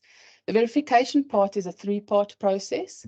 So we verify the accreditation status of the institution at the time of the qualification holder's enrollment. So we make sure that the institution that offered the qualification is recognized in that foreign system. We then check if the qualification itself forms part of the education system within that country. And then we also verify the authenticity of the qualification and that it wasn't tampered with. So this is very important for us, and we are very dependent on external responses during this process, as we have to deal with the ministries, the recognition bodies in the foreign systems, as well as the institutions themselves. Once we have all this information, it moves on to the comparison phase, where we then compare the qualification to the closest comparable recognized South African qualification on the National Qualifications Framework. Once this has been done, we issue an outcome in the form of an electronic SAQA certificate of evaluation, which they then will be able to upload and download and do everything with on the SAQA portal that they used to apply initially. And if they are then not happy with the outcome, they have the opportunity to appeal. And then the appeal process is also on the website for them to follow so that it can then move forward to this process. But what we generally do before that is we give them an outcome explanation to explain why this outcome was given. And should they then still not be happy, then they can go forward and appeal. A minimum turnaround time of our process is essentially 15 working days up to 90 days. And this is because of the external dependencies with reference to the ministries and the institutions, just to give them time to respond to us. There's also sometimes third-party verification fees that need to be paid to the institutions, and it's also then to give access to time to the applicant to do this. I think what differentiates our service from other agencies that do similar services is this three-part verification process. A lot of other services only verify the authenticity of the award itself and don't check that the institution and the qualification itself are recognized within the foreign system. And I think the additional part is the comparability, where we look at the qualification and where it sits in the foreign system and how it compares to the South African NQF. We also have a service to check the status of a foreign institution. So you can go onto our SAQA website and you can fill in the online form to request the outcome or recognition of a foreign institution. A lot of the times we also suggest this to the applicants to make sure that before they engage in the application process, to have their qualification evaluated, just to check if it is recognized. It is a free service. And this is also to assist those who might be looking at studying abroad. And should they come back, will this allow them to gain access in South Africa with this qualification? We also have a certificate verification function where anybody, if an applicant brings you a certificate of evaluation, that you can then send it to us for us to verify, to make sure that the document is authentic and that we really did issue this, because we have found that misrepresentation of documents is also quite high at times. All right, the way forward for authentication services as a unit, I think one of the most exciting parts that we've been discussing today is the automation. It will streamline our processes, hopefully, and just, ensure that we process everything very quickly. I think it's especially exciting for the national verifications team, for when somebody applies and the record is available on the NLRD, that it will be in real time. They'll have their record verified immediately, which I think is quite exciting. They will not have to wait for any period. I think bilateral agreements and MOUs are a very important component that we make use of at the moment.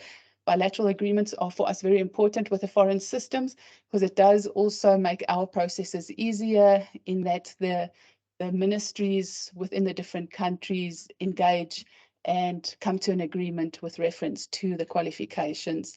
And that also helps with the verification process. MOUs are also very important for our external stakeholders, especially within the country. And we are also trying to build relationships with these stakeholders, which is quite important for us. Project contractors, we have also made use of currently of contractors to assist with the workload, which has also helped in getting the work out faster. And then I think one of the big things that we have implemented, or that was implemented in November last year, is the University Help Desk. It's universityhelpdesk@saqwa.co.za mailbox. And it is very helpful for the higher education institutions to send us lists of the students that have foreign qualifications, just to get an update where in the process they are currently and what is happening with that application, because I think students sometimes do become quite stressed and that affects you as well. I think one of the aspects that wasn't mentioned here is also the differential outcomes. At this stage, we are only issuing certificate of evaluations for completed qualifications that form part of the formal education system in the foreign systems, but we are also looking at other forms of outcomes that we can issue that will not be in the form of a certificate of evaluation, but possibly a letter for those professionally oriented qualifications within the foreign systems that add value to the economy, to the system, but aren't formally recognized, where we can then issue a letter with reference to this, as well as maybe also possibly only doing the verification aspect without the comparison. That's it from us. Thanks a lot.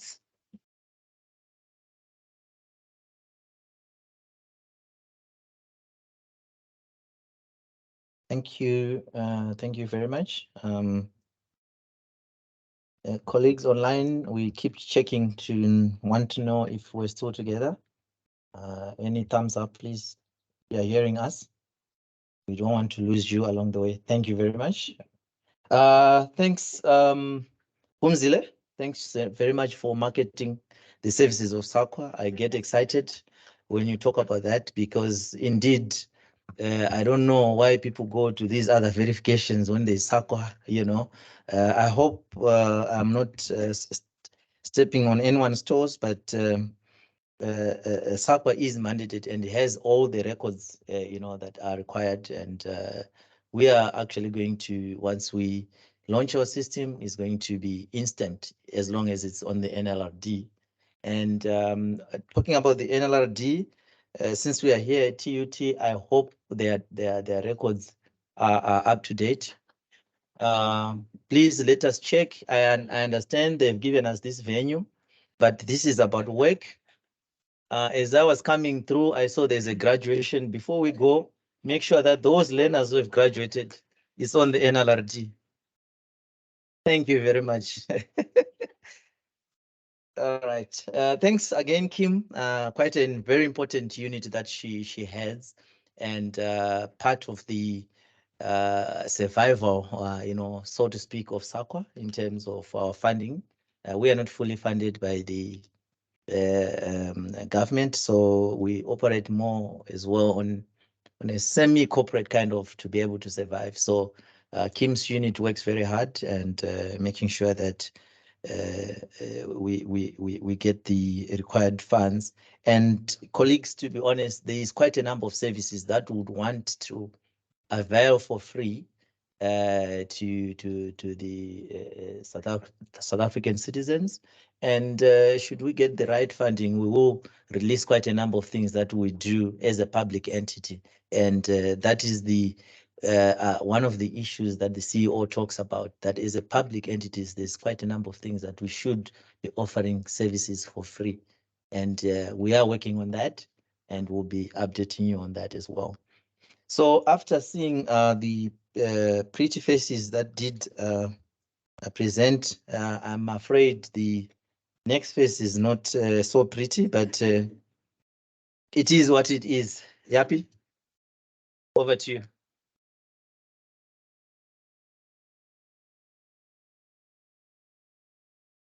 Thanks, Program Director. Maybe I also need to go to a beauty salon or something like that. Colleagues, I think that this is one of the areas within the space that we do have challenges with. As you know, that we moved from an 8-level NQF to a 10-level NQF.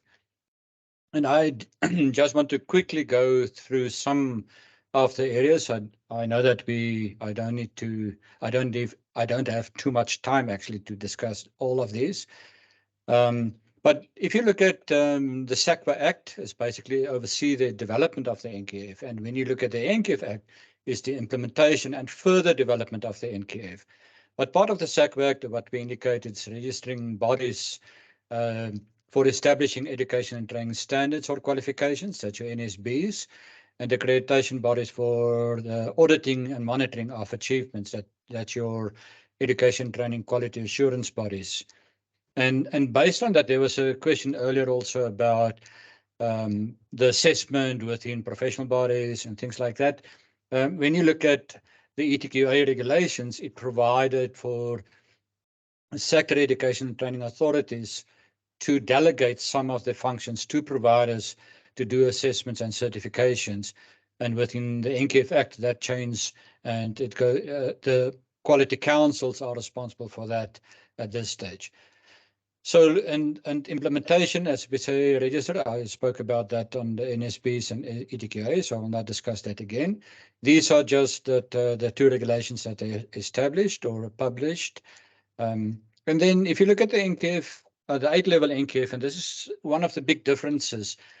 When you look at the 8-level NQF, 3 bands, your general education and training band, and then that was Umolusi basically looking into that, your NQF level 1, then further education and training band, level 2, 3, 4, grade 10, 11, and 12.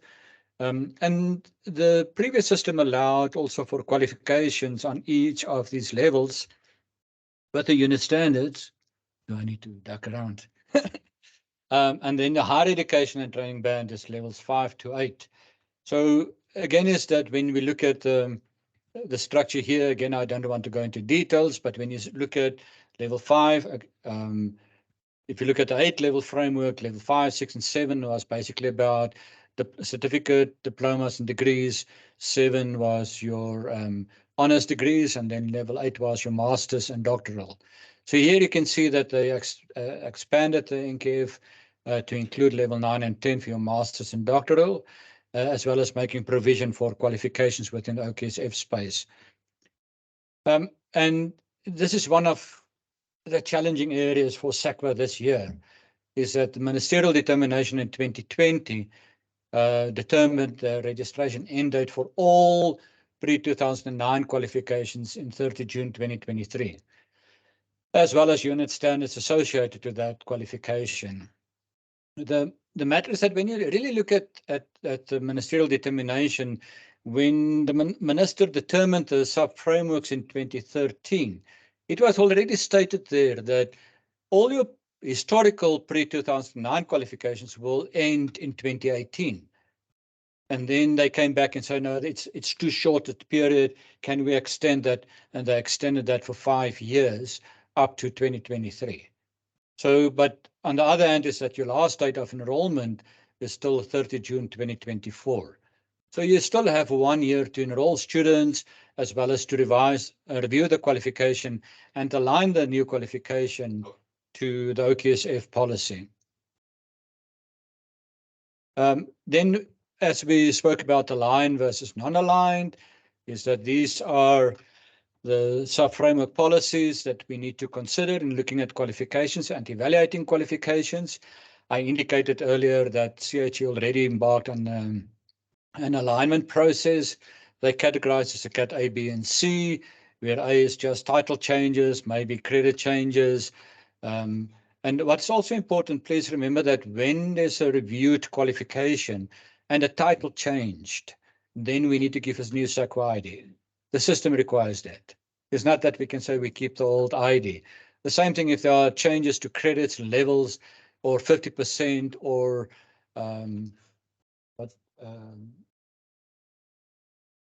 major changes, I'm looking for a specific word, major changes to the qualification, it will get a new SAQA ID. But in the qualification, it will still show that this qualification replaced another or replaces another qualification, or a qualification was replaced by a new qualification.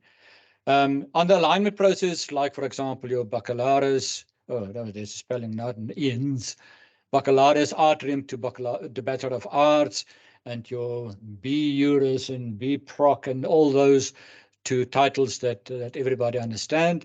And then some qualifications not aligned and is phasing out, your beta qualifications and your NATED programs.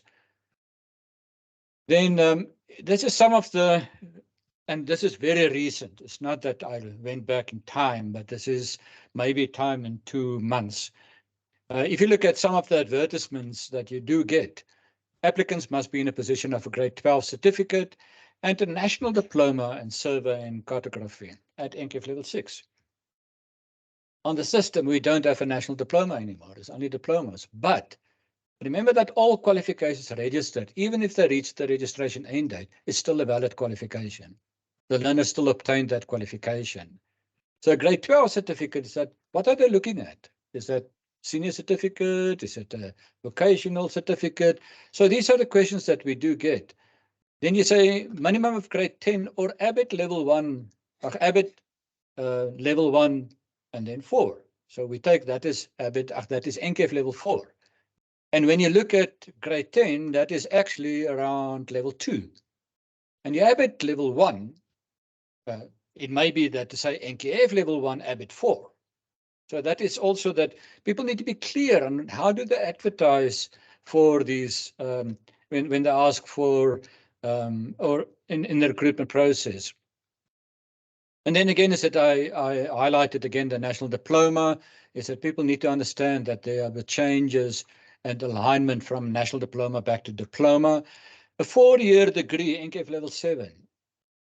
And on the NQF, there's no 4-year degree at NQF level 7. The 4-year degree is at NQF level 8. But it may, so those are issues that, and then applicants should be in possession of grade 12 and appropriate 3-year degree or national diploma at NQF level 6. So the question is here that what are they actually looking for? Is that they're looking at a minimum level 6 qualification? Why do they have both qualifications as part of the requirements? Appropriate and recognized qualification at NQF level 6. And again, when you look at level 6, remember that we've got diploma at level 6, advanced certificates level 6, and we've got also occupational qualifications at level 6. So what are you looking at if you say an appropriate and recognized qualification?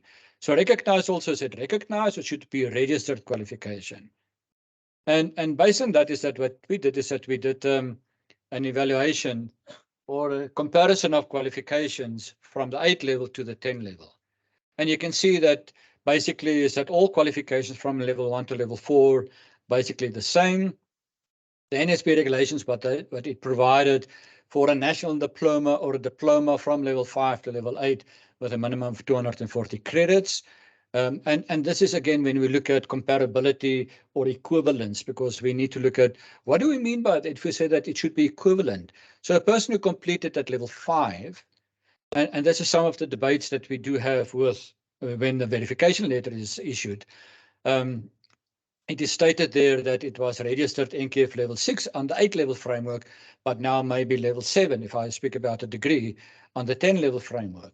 Then people come back and say, but what do you mean by NQF level 6 on the 8 level framework or pre-2009?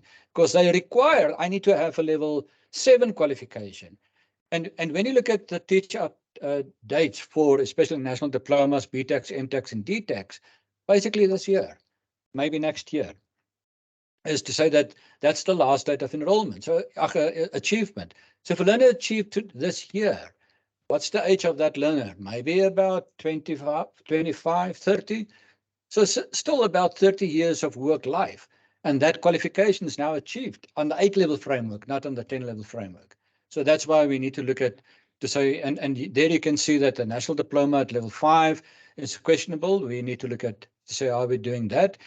And then your bachelor's professional degrees that recently is that we had to provide a motivation letter to a learner who wants to enroll or wants to enroll for a master's degree, but obtained the degree at level 7 on the 8 level framework. And as part of the entry requirement to the qualification, they say that you need to have a level 8 qualification in professional qualification.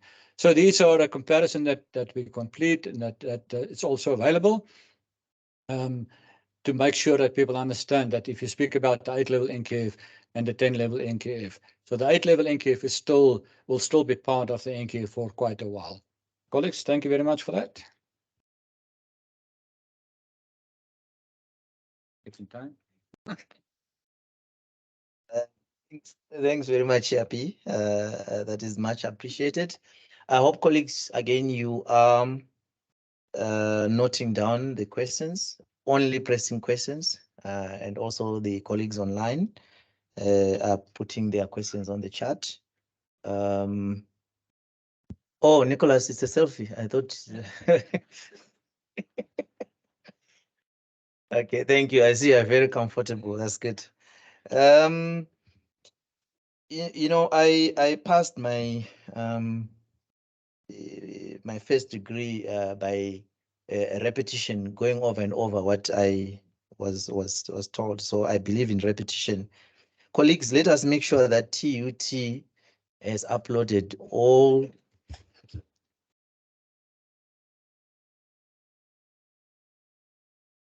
Okay, thank you. I think the message has been heard. Okay.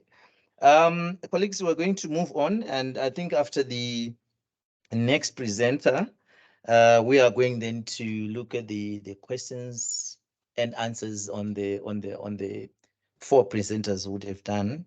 And the next presenter normally, after a slide, she normally wants to emphasize a point, but I want to assure her that those slides are already emphasized. So there's no need to emphasize. We're going to get a presentation from Eurasia Chetty, for a manager for research. Obviously, she'll talk about the research work that is being done at the QC, at SAQA, not at the QCT or at SAQA. Still 6 months. Thank you, Eurasia.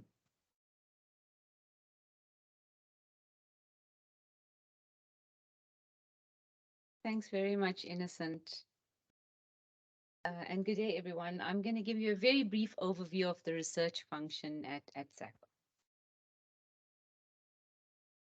All right, just starting off, I want to just touch on the research base for current NQF implementation and development. So we have quite a solid evidence base that we draw from and that we use to inform decision-making within the organization. And there are various developmental initiatives underway that I just want to touch on as well. But firstly, I just want to point to our research mandate, which is given expression in our NQF Act. And that is specifically to conduct or commission investigations on issues of importance to the development and implementation of the NQF, including periodic studies of the impact of the NQF on the South African education and training and employment. And then secondly, a second aspect of our mandate is to publish these findings. Right, I think it's important to just note some constructs and principles that inform the research that we do within SAQA. So for example, ideas of the NQF as a system, ideas of the NQF as a construct situated within a particular socio-political context, ideas of the NQF as a relational device, a mechanism for coordination, communication, and collaboration, and so on. So these are the conceptualizations of our NQF that guide the work we do not only within the research unit, but also across the units within SAQA. All of the work that we do in the research unit and across the board at SAQA is guided by various NQF principles, and these principles resonate with the overarching objectives of the NQF as well, which you heard other speakers point to. These are access, mobility, progression, articulation, and flexible learning pathways, recognition of prior learning, redress, quality, and transparency. So what then does SAQA's research focus on? Focuses on, we do research on national qualification frameworks, regional qualification frameworks, lifelong learning, aspects related to access, redress, mobility, quality, and transparency. And here you can see the resonance with the NQF objectives. We also do research to inform our policy implementation, development and implementation with policy, for example, looking at the level descriptor policies, qualifications, professional bodies, recognition of prior learning, credit accumulation and transfer, and assessment. And then there are some new areas that we beginning to explore. Still early days, but we having some initial conversations around work-integrated learning, entrepreneurship education, and micro-credentials. So as I mentioned before, we do already have a comprehensive existing research base which guides our planning and decision-making. Thank you at the organization. And this is just a sample of the research that we have done, most of which is on SAQA's website. So please feel free to go to our website. Our CFO pointed out that we have a newly designed website, which is very user-friendly. So please go and you will find much of the research that has been done most recently.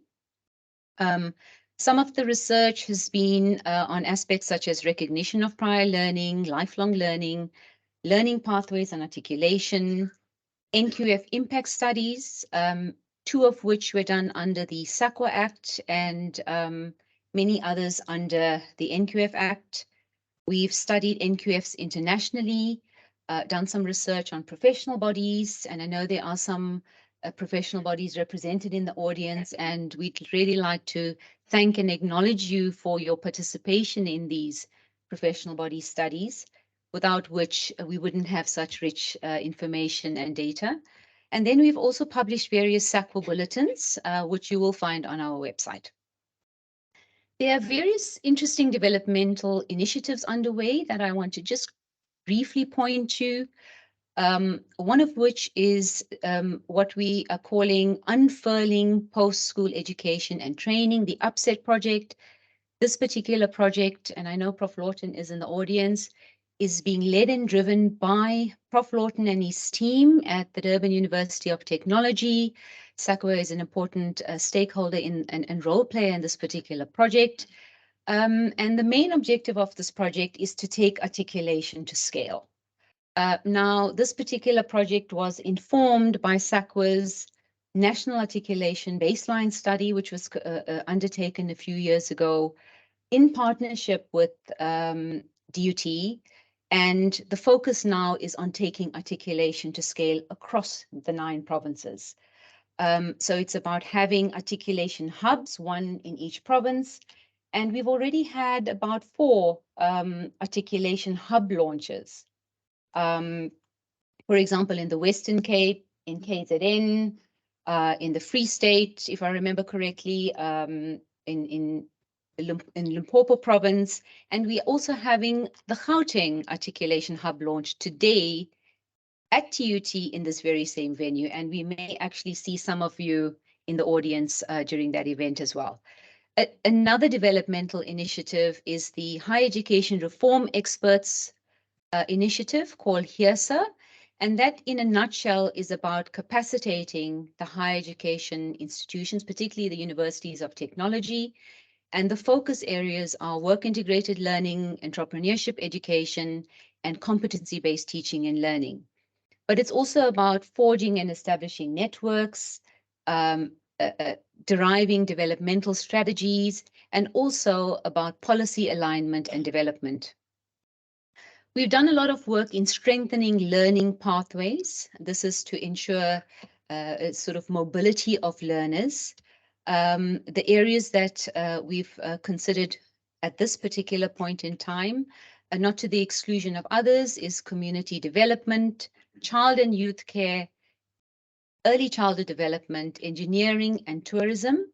And we've done this through the development of qualification maps, which plot the transition of learners between qualifications, because it is about how they articulate from one qualification to another so that there are no dead ends for learners and that there is quite a flexible progression from one qualification to another.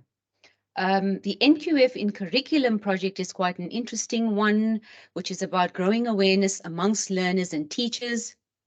And we've kicked this off as one part of a SAQA ETDP CETA project, where we are looking at incorporating the NQF into the schooling curriculum and teacher education as part of growing awareness amongst our learners and teachers. And we're focusing on, at the moment, what content do we include? How do we include it? And we have produced a short report for the ETDP CETA to take that forward. And once that those processes have been finalized, we're happy to share them with you. We also have a research collaboration agreement with UJ, a very recent development. And amongst other things, we're hoping to test the trainer model, because we really are quite committed to taking the NQF to the learners, taking the NQF into rural areas and villages so that it becomes more relatable as a construct. There are various types of activities. I've already touched on these, so I'm not going to go into too much of detail. The first point is something I want to quickly say, and that is that we have projects that are both long, short-term, funded and commissioned. And the last point about our work playing a very instrumental role in informing policy implementation and development. Looking ahead a bit, it was pointed out by earlier speakers, the NQF review was mentioned, and this is really an opportunity for SAQA and its partners and the sector more broadly to reflect on processes and to actually improve. We have yet to fine tune the scope of this particular review, so I'm not going to go into any detail, but it is underway and we're looking forward to the process and moving ahead. Another key initiative is we're wanting to establish an NQF research chair, and this is really to advance NQF scholarship.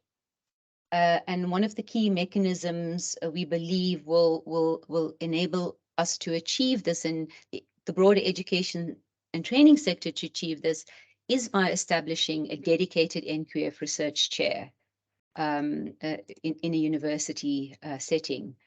And the purpose of this chair then would be, as I've mentioned, to further support evidence-based NQF policy development and implementation that supports the broader education, training, development, and work sectors, and will enable us to continue to expand access, redress, progression, and also to build quality and transparency. It will also enable ongoing participation in international discourse and development, help to develop a body of NQF research knowledge, and also ensure the dissemination of information and awareness of NQF principles, developments, and opportunities. This slide is really just to give you an indication of some of the international trends. You can glance at it, but the main point that I want to make is that what this demonstrates is that NQFs are quite firmly embedded in education and training systems across the world. And these are some of the stats that reflect this. And essentially what that means is that NQFs are here to stay, notwithstanding the fact that we do need to continue to improve and advance our NQF systems. But certainly this provides an indication that many country systems have adopted NQFs in their education and training systems. And then this slide is really just to invite all of you as critical stakeholders to continue to participate in SAQA research events and events like this. We really value your inputs and your contributions, and we have a really good trajectory of past events in which many of you have participated, and that has really informed the work that we do. To collaborate with us in research and development, to publish with us on NQF matters, to engage in NQF policy development and revision, like many of you stakeholders have been doing, to continue to work with us to get the NQF into curricula, and to host an NQF research chair.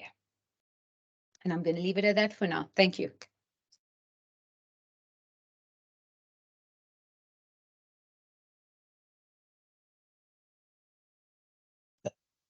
Thank you very much. That was quite impressive and within the time, and the emphasis was spot on. Maybe I just really need to maybe apologize. I think my earlier remarks were not really necessary when I had to mention the breakfast menu. Because it seems that has caused a lot of online questions that have come through. I've got 12 questions. It seems I don't know the correlationship between the breakfast menu and the and the questions that are coming online. Colleagues, this is the final presentation, and I think we're going to engage in question and answer segment for the presentations that have been done. Like I'm saying, I do have quite a lot of from the online colleagues, which is fine. But I think we'll obviously start with to note the questions from here, and then we'll see how we allocate. I am again mindful of time, but we are within time. We are managing our time very well. Thank you very much. So let's engage the presentations that were done. If there are no pressing questions from the house, then I can then read out. I don't think it's pressing. I'll read out the. Okay, no, I noted you. I noted you. I noted you. I noted you, ma'am.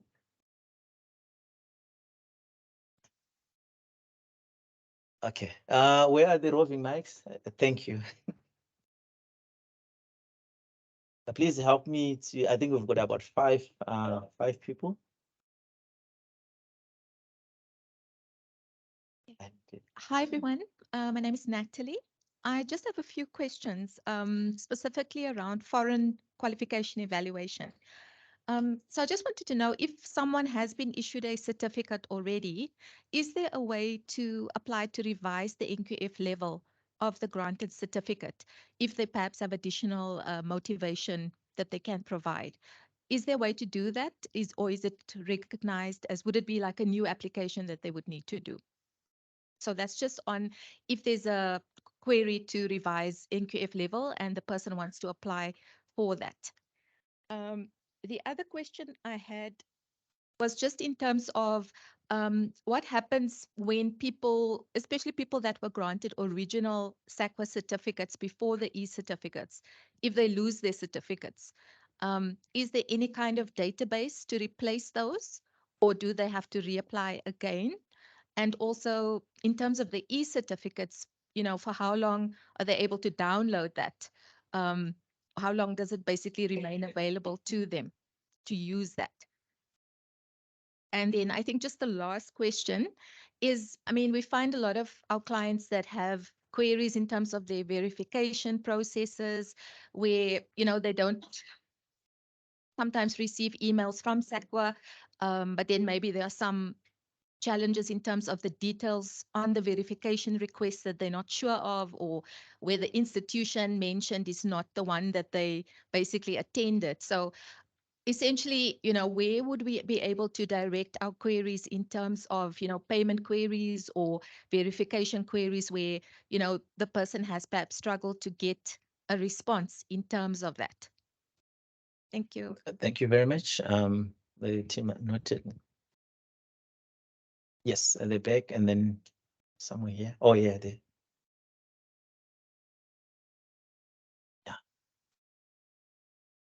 I wonder if you can help me. This is for Pumzile. If she can answer this one for me. Verifications of fraudulent qualifications.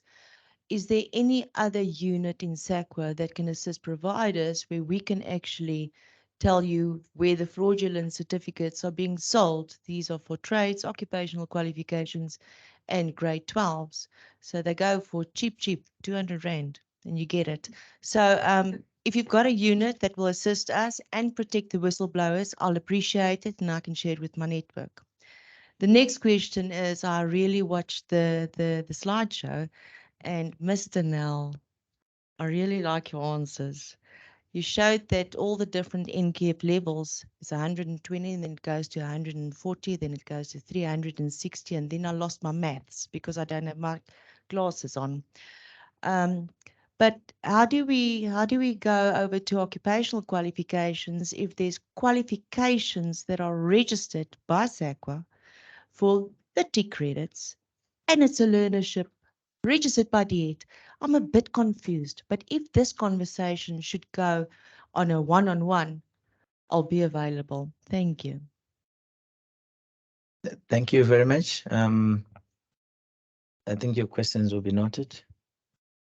Okay, go ahead, please. Thank you, Chair. Mine is on the presentation that was done by Jeppy. I think we gave an example of the adverts that are published there. I'm one of those people that issue such adverts. I was hoping that he will tell me how do I improve that in terms of, because I would say national diploma, NQF 6 or degree, NQF 7, 3-year. And I want to go into detail into that one, but I'm not sure if he can give us a workshop or one-on-one session after here, or even a separate date. We are free because there's more to ask about related, relevant, Yeah, thank you. Thank you very much. Oh, sorry. Okay. Go after. Thank you, colleagues. I wanted to find out if there's a way of tracking the registration history of qualifications for institutions. When a qualification is re-registered, we don't have access to the initial registration date. And sometimes this is required when applying for membership at professional bodies, and it just makes it very difficult if you have a short-term registration period when you note it on an application form. So is there any way of tracking registration history of qualifications from its initial registration and then subsequent re-registrations by any chance? Thank you. Thank you very much. That's noted. The last question, I think. Oh, sorry. It's her. Yes, go ahead. Thank you. My name is Caroline from TUT. Just making follow up on the question that was raised about the evaluation of international qualifications.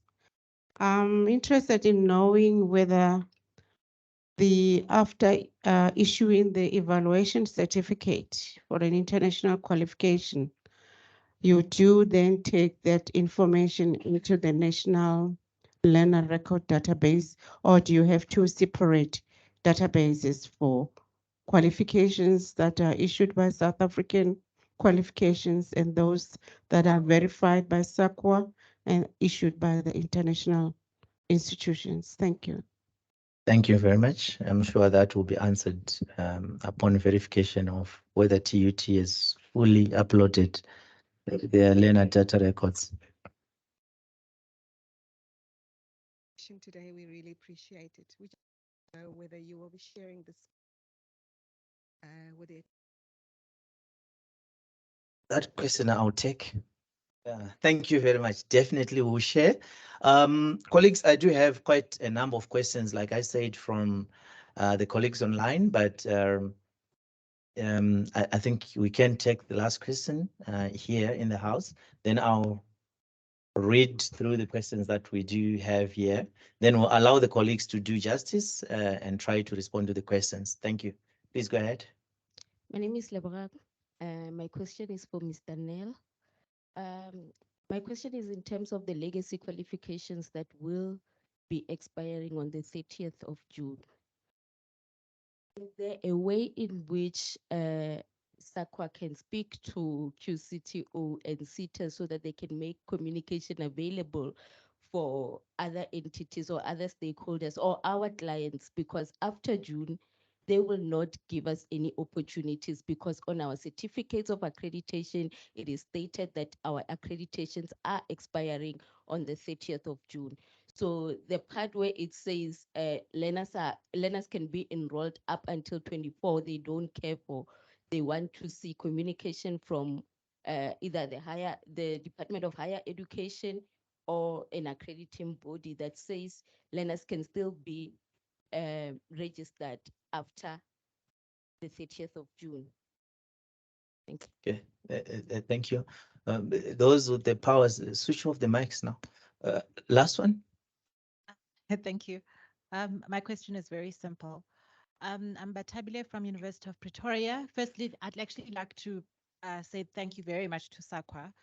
That has been very helpful in helping the University of Pretoria in our evaluating foreign qualifications.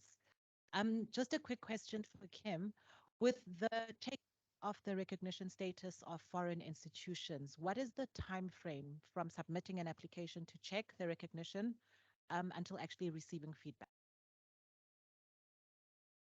Thank you very much for that question. Maybe, perhaps we will also ask you a question whether University of Pretoria is submitted on the NLRD before we could give you that answer. Thank you. So colleagues from SAQA, I've given Yapi his questions from the colleagues online, but quickly, there are questions right here, right? This one is for you, the verification team. Do you have a list of costs of verifications that you can share with us for the various services that you provide? I think that's, yeah, the verification services, how much we charge. I think that's fine. That's one question. I'm just reading so that maybe somebody here might have had that question behind. But I think we can provide that. It's not a secret. There are no trademarks on costs. And then the second question is, can we appeal a decision that was undertaken 3 years ago? That's for you. Can they appeal a decision that was undertaken 3 years ago? Okay, you got that. Right. Then has the verification of foreign process been changed in the last 3 years? Right. Then there's a question which I will answer. I will answer it very academically. This one says there are occupational, that is CETA issued qualifications that are not uploaded on the NRD, which is causing problems with verifications. We are informed that we have to verify directly with the CETAs since the records do not appear on NLRD. So that one, I'll answer it. The next question, academic qualifications, that's for Yapi, but I've already given him. Academic qualifications at NQF level 7, that is bachelor's degrees, allowed to be more than 360 credits. Then the next question is, what is happening to the single unit standards? Any news on the progress of these that are used for compliance training? A task team was being formed, but we never nor had any feedback as professional bodies. This is from ASDSA. Mark this professional body so that you respond correctly. The other question says, why are QCTO qualifications not registered with SAQA? Right. Another question from Yolanda was, does the historic qualifications that Yapi was talking about that will be phased out for the first time learners in June 2024 also include the beauty qualifications for 80646 and 58310? We know this goes by head. We'll respond. A related question is this. Presumably the OFO codes, not CFO codes. Presumably the OFO codes should drive qualification development such that there is an appropriate qualification for each OFO code or class of OFO codes. Is such a mapping exercise available? Then in terms of the research, Eurasia, could the research on the professional bodies be shared with professional bodies, specifically the presentation that Dr. Heidi Bolton did at the last meeting? I think I can answer that one. Yes, it will be shared. Then this one is, what is the process for extending registration of qualifications expiring in June 2023? I think, yep, you already got the questions. You know, some of them are just lingering around that. The other question, I'm just going to read it, but I think there will be more communication regarding this. How to join NQF Research Chair? I think we need to send out a communique on how to join as per the slide. Then the last question, and I'm going to close my chat box. How can our new occupational qualification be amended? How can our new occupational qualification be amended? Colleagues, I think we have tried to be as thorough as possible and give everyone a chance to ask a question. Obviously, this is not the end of it. We've given those numbers on the screen. You know, you see how clever we are. You won't find my name there. So I'm happy to broadcast those and you will get help. So colleagues also take those and then we encourage you to communicate and then we'll solve some of the issues. So let me have Yapi and then I'll have the verification team. Then I think I'll conclude on one of the questions. Thank you. Thanks, Program Director. Of course, you said that we are TUT and not at SAQA. Colleagues, some very interesting questions, but let me first, I will go through the list here. So allowed more than 360 credits for degrees.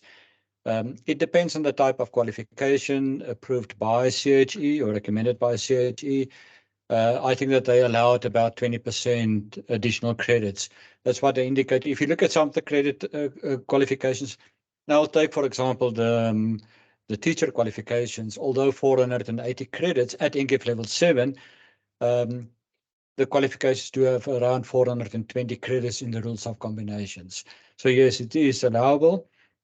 And then when will ISA be finalized? The issue here is that all occupational qualifications will have an external integrated summative assessment. And that is from QCTO, they are in the process of finalizing that. I know that there are some questions from professional bodies about the ASA and RPL, and I know that QCTO is addressing those questions. Then separate unit standards for compliance. This is a debate basically on unit standards based where and I will take, for example, health and safety, or if you look at working at heights, that they do have regulatory competences. And initially QCTO indicated that they want to have skills programs of 8 credits minimum. And then when we discussed with them, they said that looking at regulatory competences, it can also be lower than 8 credits. So yeah, it will allow that, but as I indicated, all unit standards will also be phased out in 30 June 2023. And then qualifications, QCTO qualifications not registered on the NQF. I've got a question mark against this one. We do have around 710 occupational qualifications already on the NQF.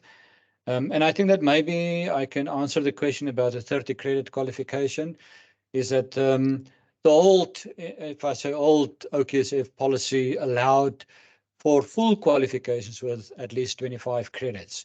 And that created a big issue, especially when we look at articulation, progression, mobility around that. That is phasing out. They, in the ministerial determination, a qualification can, a minimum credit for a qualification is 120 credits. So that's phasing out. It is also recognized that those may be skills programs and not fully fledged qualifications. Then looking at the beauty qualifications, unfortunately, yes, that will also phase out. It should be aligned to the 2021 OQSF policy.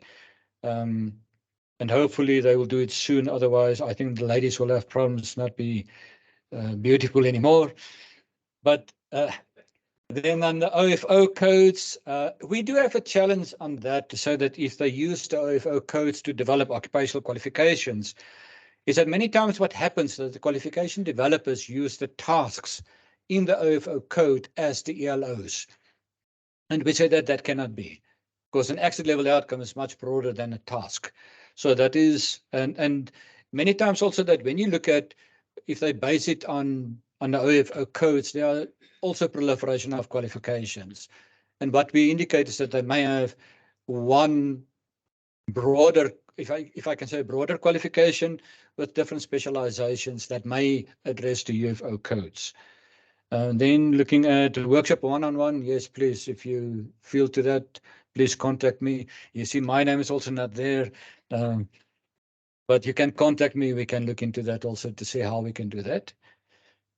Tracking of registration qualifications basically is that in the notes section of the qualification, It is supposed to say how many times the qualification is re-registered.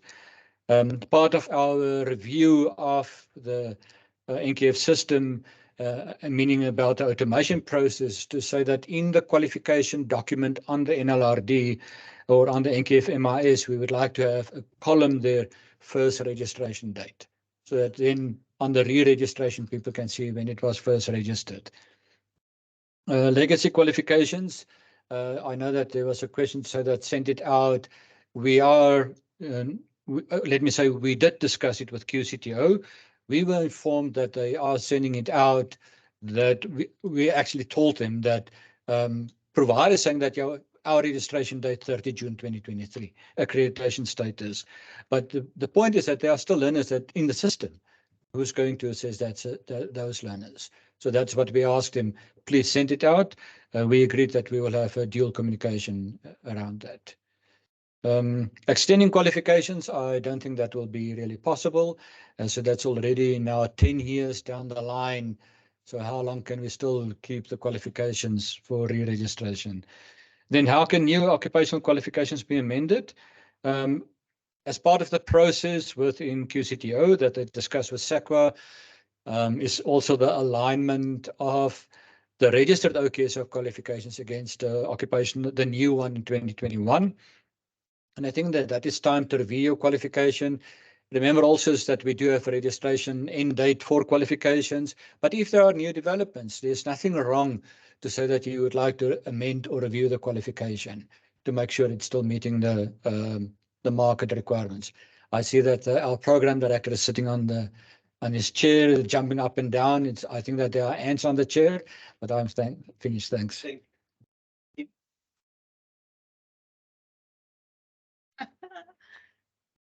Thanks. With reference to the issued certificate of evaluation question with the revision, I want to just know, is the revision because they're not happy with the level, or is it because of the 8 level, 10 level change? They're not happy. Okay, they're not happy. They have to, with the reference to our appeal policy, they have 90 days from the time that we issue the certificate to appeal. So it has to be within the 90 days. If it's outside of the 90 days, it's a case by case, but we don't really, because it's part of our policy, we don't really engage with that. Then we generally suggest that they reapply again, because they might also sometimes submit additional documents that they didn't in the first place. So, yeah. Then the reprint issuing e-certificates. Part of the automation is to streamline processes, because the system that we're currently working on is a bit old. So we do issue e-certificates. So if a person does come back to us and say our hard copy certificate is lost for whatever reason, we then will go onto the system and see if there's a way for us to release the e-certificate. And then we will issue them the e-certificates through but sometimes prior to 2017, the profile wasn't created on the system, then it's hard for us to do that. Then we still do print hard copy certificates, but that is also on a case-by-case basis. But we do reprint if we cannot release the e-certificate. So the first port of call is trying to issue an e-certificate first. How long is the e-certificate valid for? Always. They can download it as long as they have access to their profile. And they have the login details and the password, they can always download and access the e-certificate. So that's not a problem. And essentially it is valid for as long as the processes don't change. So if processes do change, then the validity might, they might have to reapply for whatever reason. Who to contact or where to contact, we have on our website, it's under the contact details right at the bottom. It will give an email address. It's dfqeas@saqwa.co.za. That is our generic mailbox for those types of questions. Okay. Then the verification responses or the certificate of evaluations, they are captured on our verifications database. They're not captured on, they're not part of the NLRD. So we have a verifications database where they're captured on, but it's not, doesn't form part of the NLRD for the foreign qualifications now. Yes, the appeal question is it has to be within 90 days of issuing of the certificate of evaluation. The timelines are depending on the queue.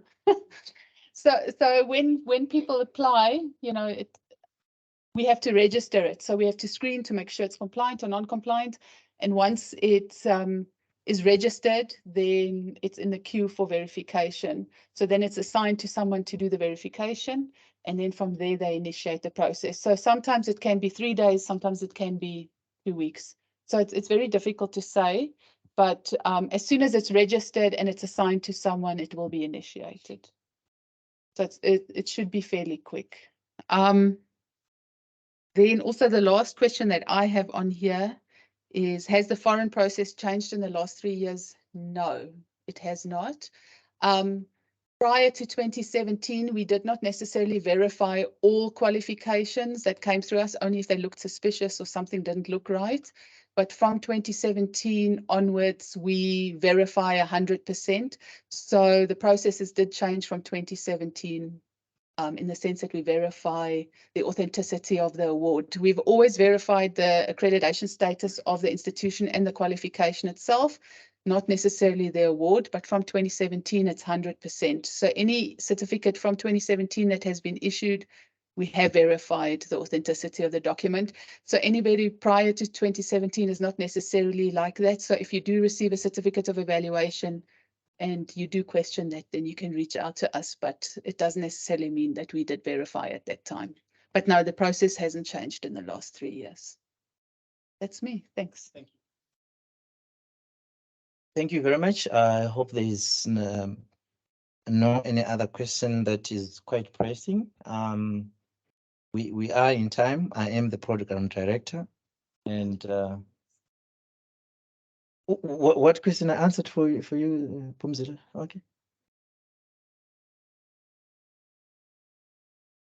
Oh, yes. I thought she was complaining that they are selling certificates too low, so I thought it was about price. Okay, please. Okay, thank you very much for your question, but I think I'll ask Anna Marie to also assist me with this one on the role of QCs where whistleblowers are concerned, especially on the qualifications that they certify. Okay, on our side, SAQA doesn't have an office currently that where people report basically fraudulent qualifications. However, we do get such, and we refer them to the police, and the police will come to us for the verification of those qualifications, and the report back to them normally is in the form of an affidavit. So, but throughout the years, doing these such cases, we found that we don't really conclude these cases because normally whistleblowers don't have a certificate. And as you all know that if a qualification is fraudulent or fake, you're not going to find it on the NLRD. We will need to go back to the institution to check if they have really certified this person, and that requires a certificate. And normally whistleblowers don't have that information, and we cannot say, don't have those certificates. And at the end of the day, we cannot say whether the person has the qualification or not, even if you can see that this qualification is fraudulent, but it's not in our place to say that the qualification is fraudulent without a certificate.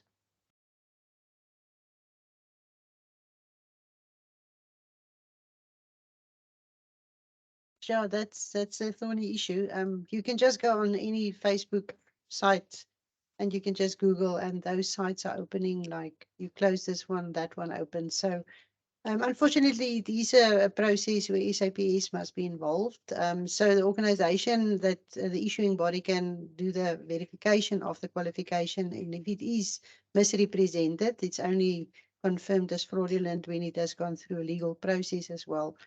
The organization is involved reporting it to SAPS, but yeah, we know also what's the capacity in the country. Are we spending, it's sadly so, but are we focusing on fraudulent qualifications or on more serious crime issues? That's unfortunately the reality, but we do take it seriously, that we do report it. And we hope that there's action. The organization itself cannot take that action. It must go through the legal processes, unfortunately, but that's on the order of the day. At QCTO, they get between 70 and 90 trade certificates a month that is misrepresented. So it's also, I think unemployment also doesn't help in the country. So I mean, people are desperate also for work opportunities and so on, and will then misrepresent to fit in somewhere as well. But it is sad and that it is happening, and definitely we are taking it seriously and we are reporting it as we pick it up. But it's also, I think, the capacity in terms of investigation and thinking. But there are some good cases where we also get joy. We do the declarations, the affidavits, and so on, where people are prosecuted. So that is an ongoing process. So yeah, definitely, it's a serious issue. You can report it. Each quality council that issues these certificates also has their fraud hotlines and so on. So if you know of anything, report it through that, that the organizations are also aware and see how they can start the investigations. Thank you.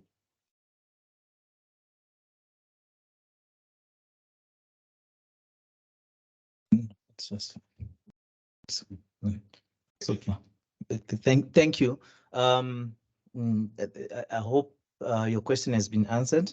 There was just one last question which I said I'll answer. The question was there are occupational, that is SETA issued qualifications that are not uploaded on the NLRD, which is causing problems with the verifications. We are informed that we have to verify directly with the SETAs since the records do not appear on the NLRD. My response to that is any gaps on the NLRD must be closed. If SETAs have not uploaded, they must be told to do so. Providers can inform either QCTO and SAPA where there are issues so we can activate the relevant processes for retrospective uploads. If this response makes sense, then it's mine. If it doesn't, I got it from the CEO. Colleagues, I think as stakeholders and as the NQF family, we've seen, I think the underlying issues, I think, is about building trust in the system and integrity. And having said that, just a small story, very small, short, very short, less than a minute. I'm told, and it's not mine, there were quite a number of animals that were needed to migrate, travel long distance. So they got their drinks and everything, and they traveled together. So it so happened that they had their wine that they had. I apologize, it's Alta wine, if there may be. So their wine was getting finished. Then now they said, who do we send to go and buy the wine? They were left with, I'm told, 5 liters. Maybe it was Robertson, I don't know. So no one really wanted to go because they thought if they go, the others would drink that wine. Until Toto says, no, okay, I'll go. But the other one says, but with your speed, how are we going to, let's agree that these 5 liters that we're left with, it's not going to, no one is going to drink it until I come back with more and then we can drink together. Then they agreed, they assured each other.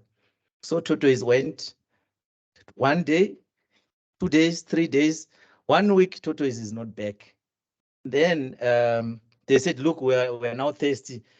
Let's just drink until he comes. The moment they say that, he says from underneath, I knew it. I knew it, you were going to drink without me. He didn't go. So I'm talking about trust issues in the NQF, and you guys, you really think a lot. And what is the lesson here? It's simple. I mean, you must have enough wine when you're traveling. Guys, thank you very much for this wonderful engagement. I think I enjoyed it. We did Cape Town, we did Durban, Gauteng, and this one was also online, quite informative, and we really appreciate. We haven't answered all your questions. We are going to do that. I think is the trajectory of the new management of SAQA, both the permanent and those who are still on probation. That's exactly where we are going. Colleagues, just we are going to have, there is another function happening from our hosts at 1 o'clock. So if you are not part of that function, we do have lunch outside. You can grab the lunch and as you leave. I really don't want to mention what it is because I know the repercussions. But before we close, I think we have the final word from SAQA CEO on this process. Thank you very much. Thank you, Program Director. Colleagues, I won't take too much of your time. Mine is just to thank you for the participation. I see all of you stayed the whole day, so that's quite impressive in and of itself. And I want to appreciate also the level of questions. There were some robust questions, and I do hope that we have either answered or will be answering those questions in future engagements. We sincerely invite you to engage us, to call us to your places of work and other spaces if there are reasons for us to come in and advise, or of course to engage us in our offices in Pretoria. So thank you very much. Enjoy the lunch. And for those of you that are staying for the afternoon, congrats and good luck. Thank you.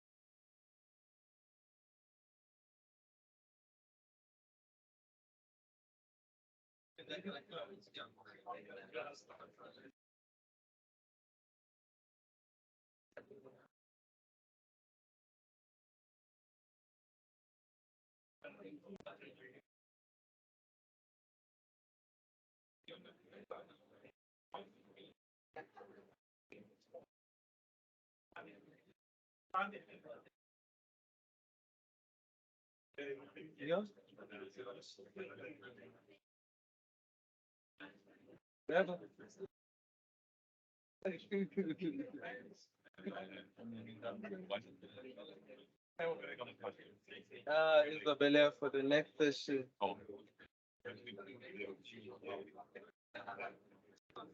Lunch, yeah, I guess. Yes.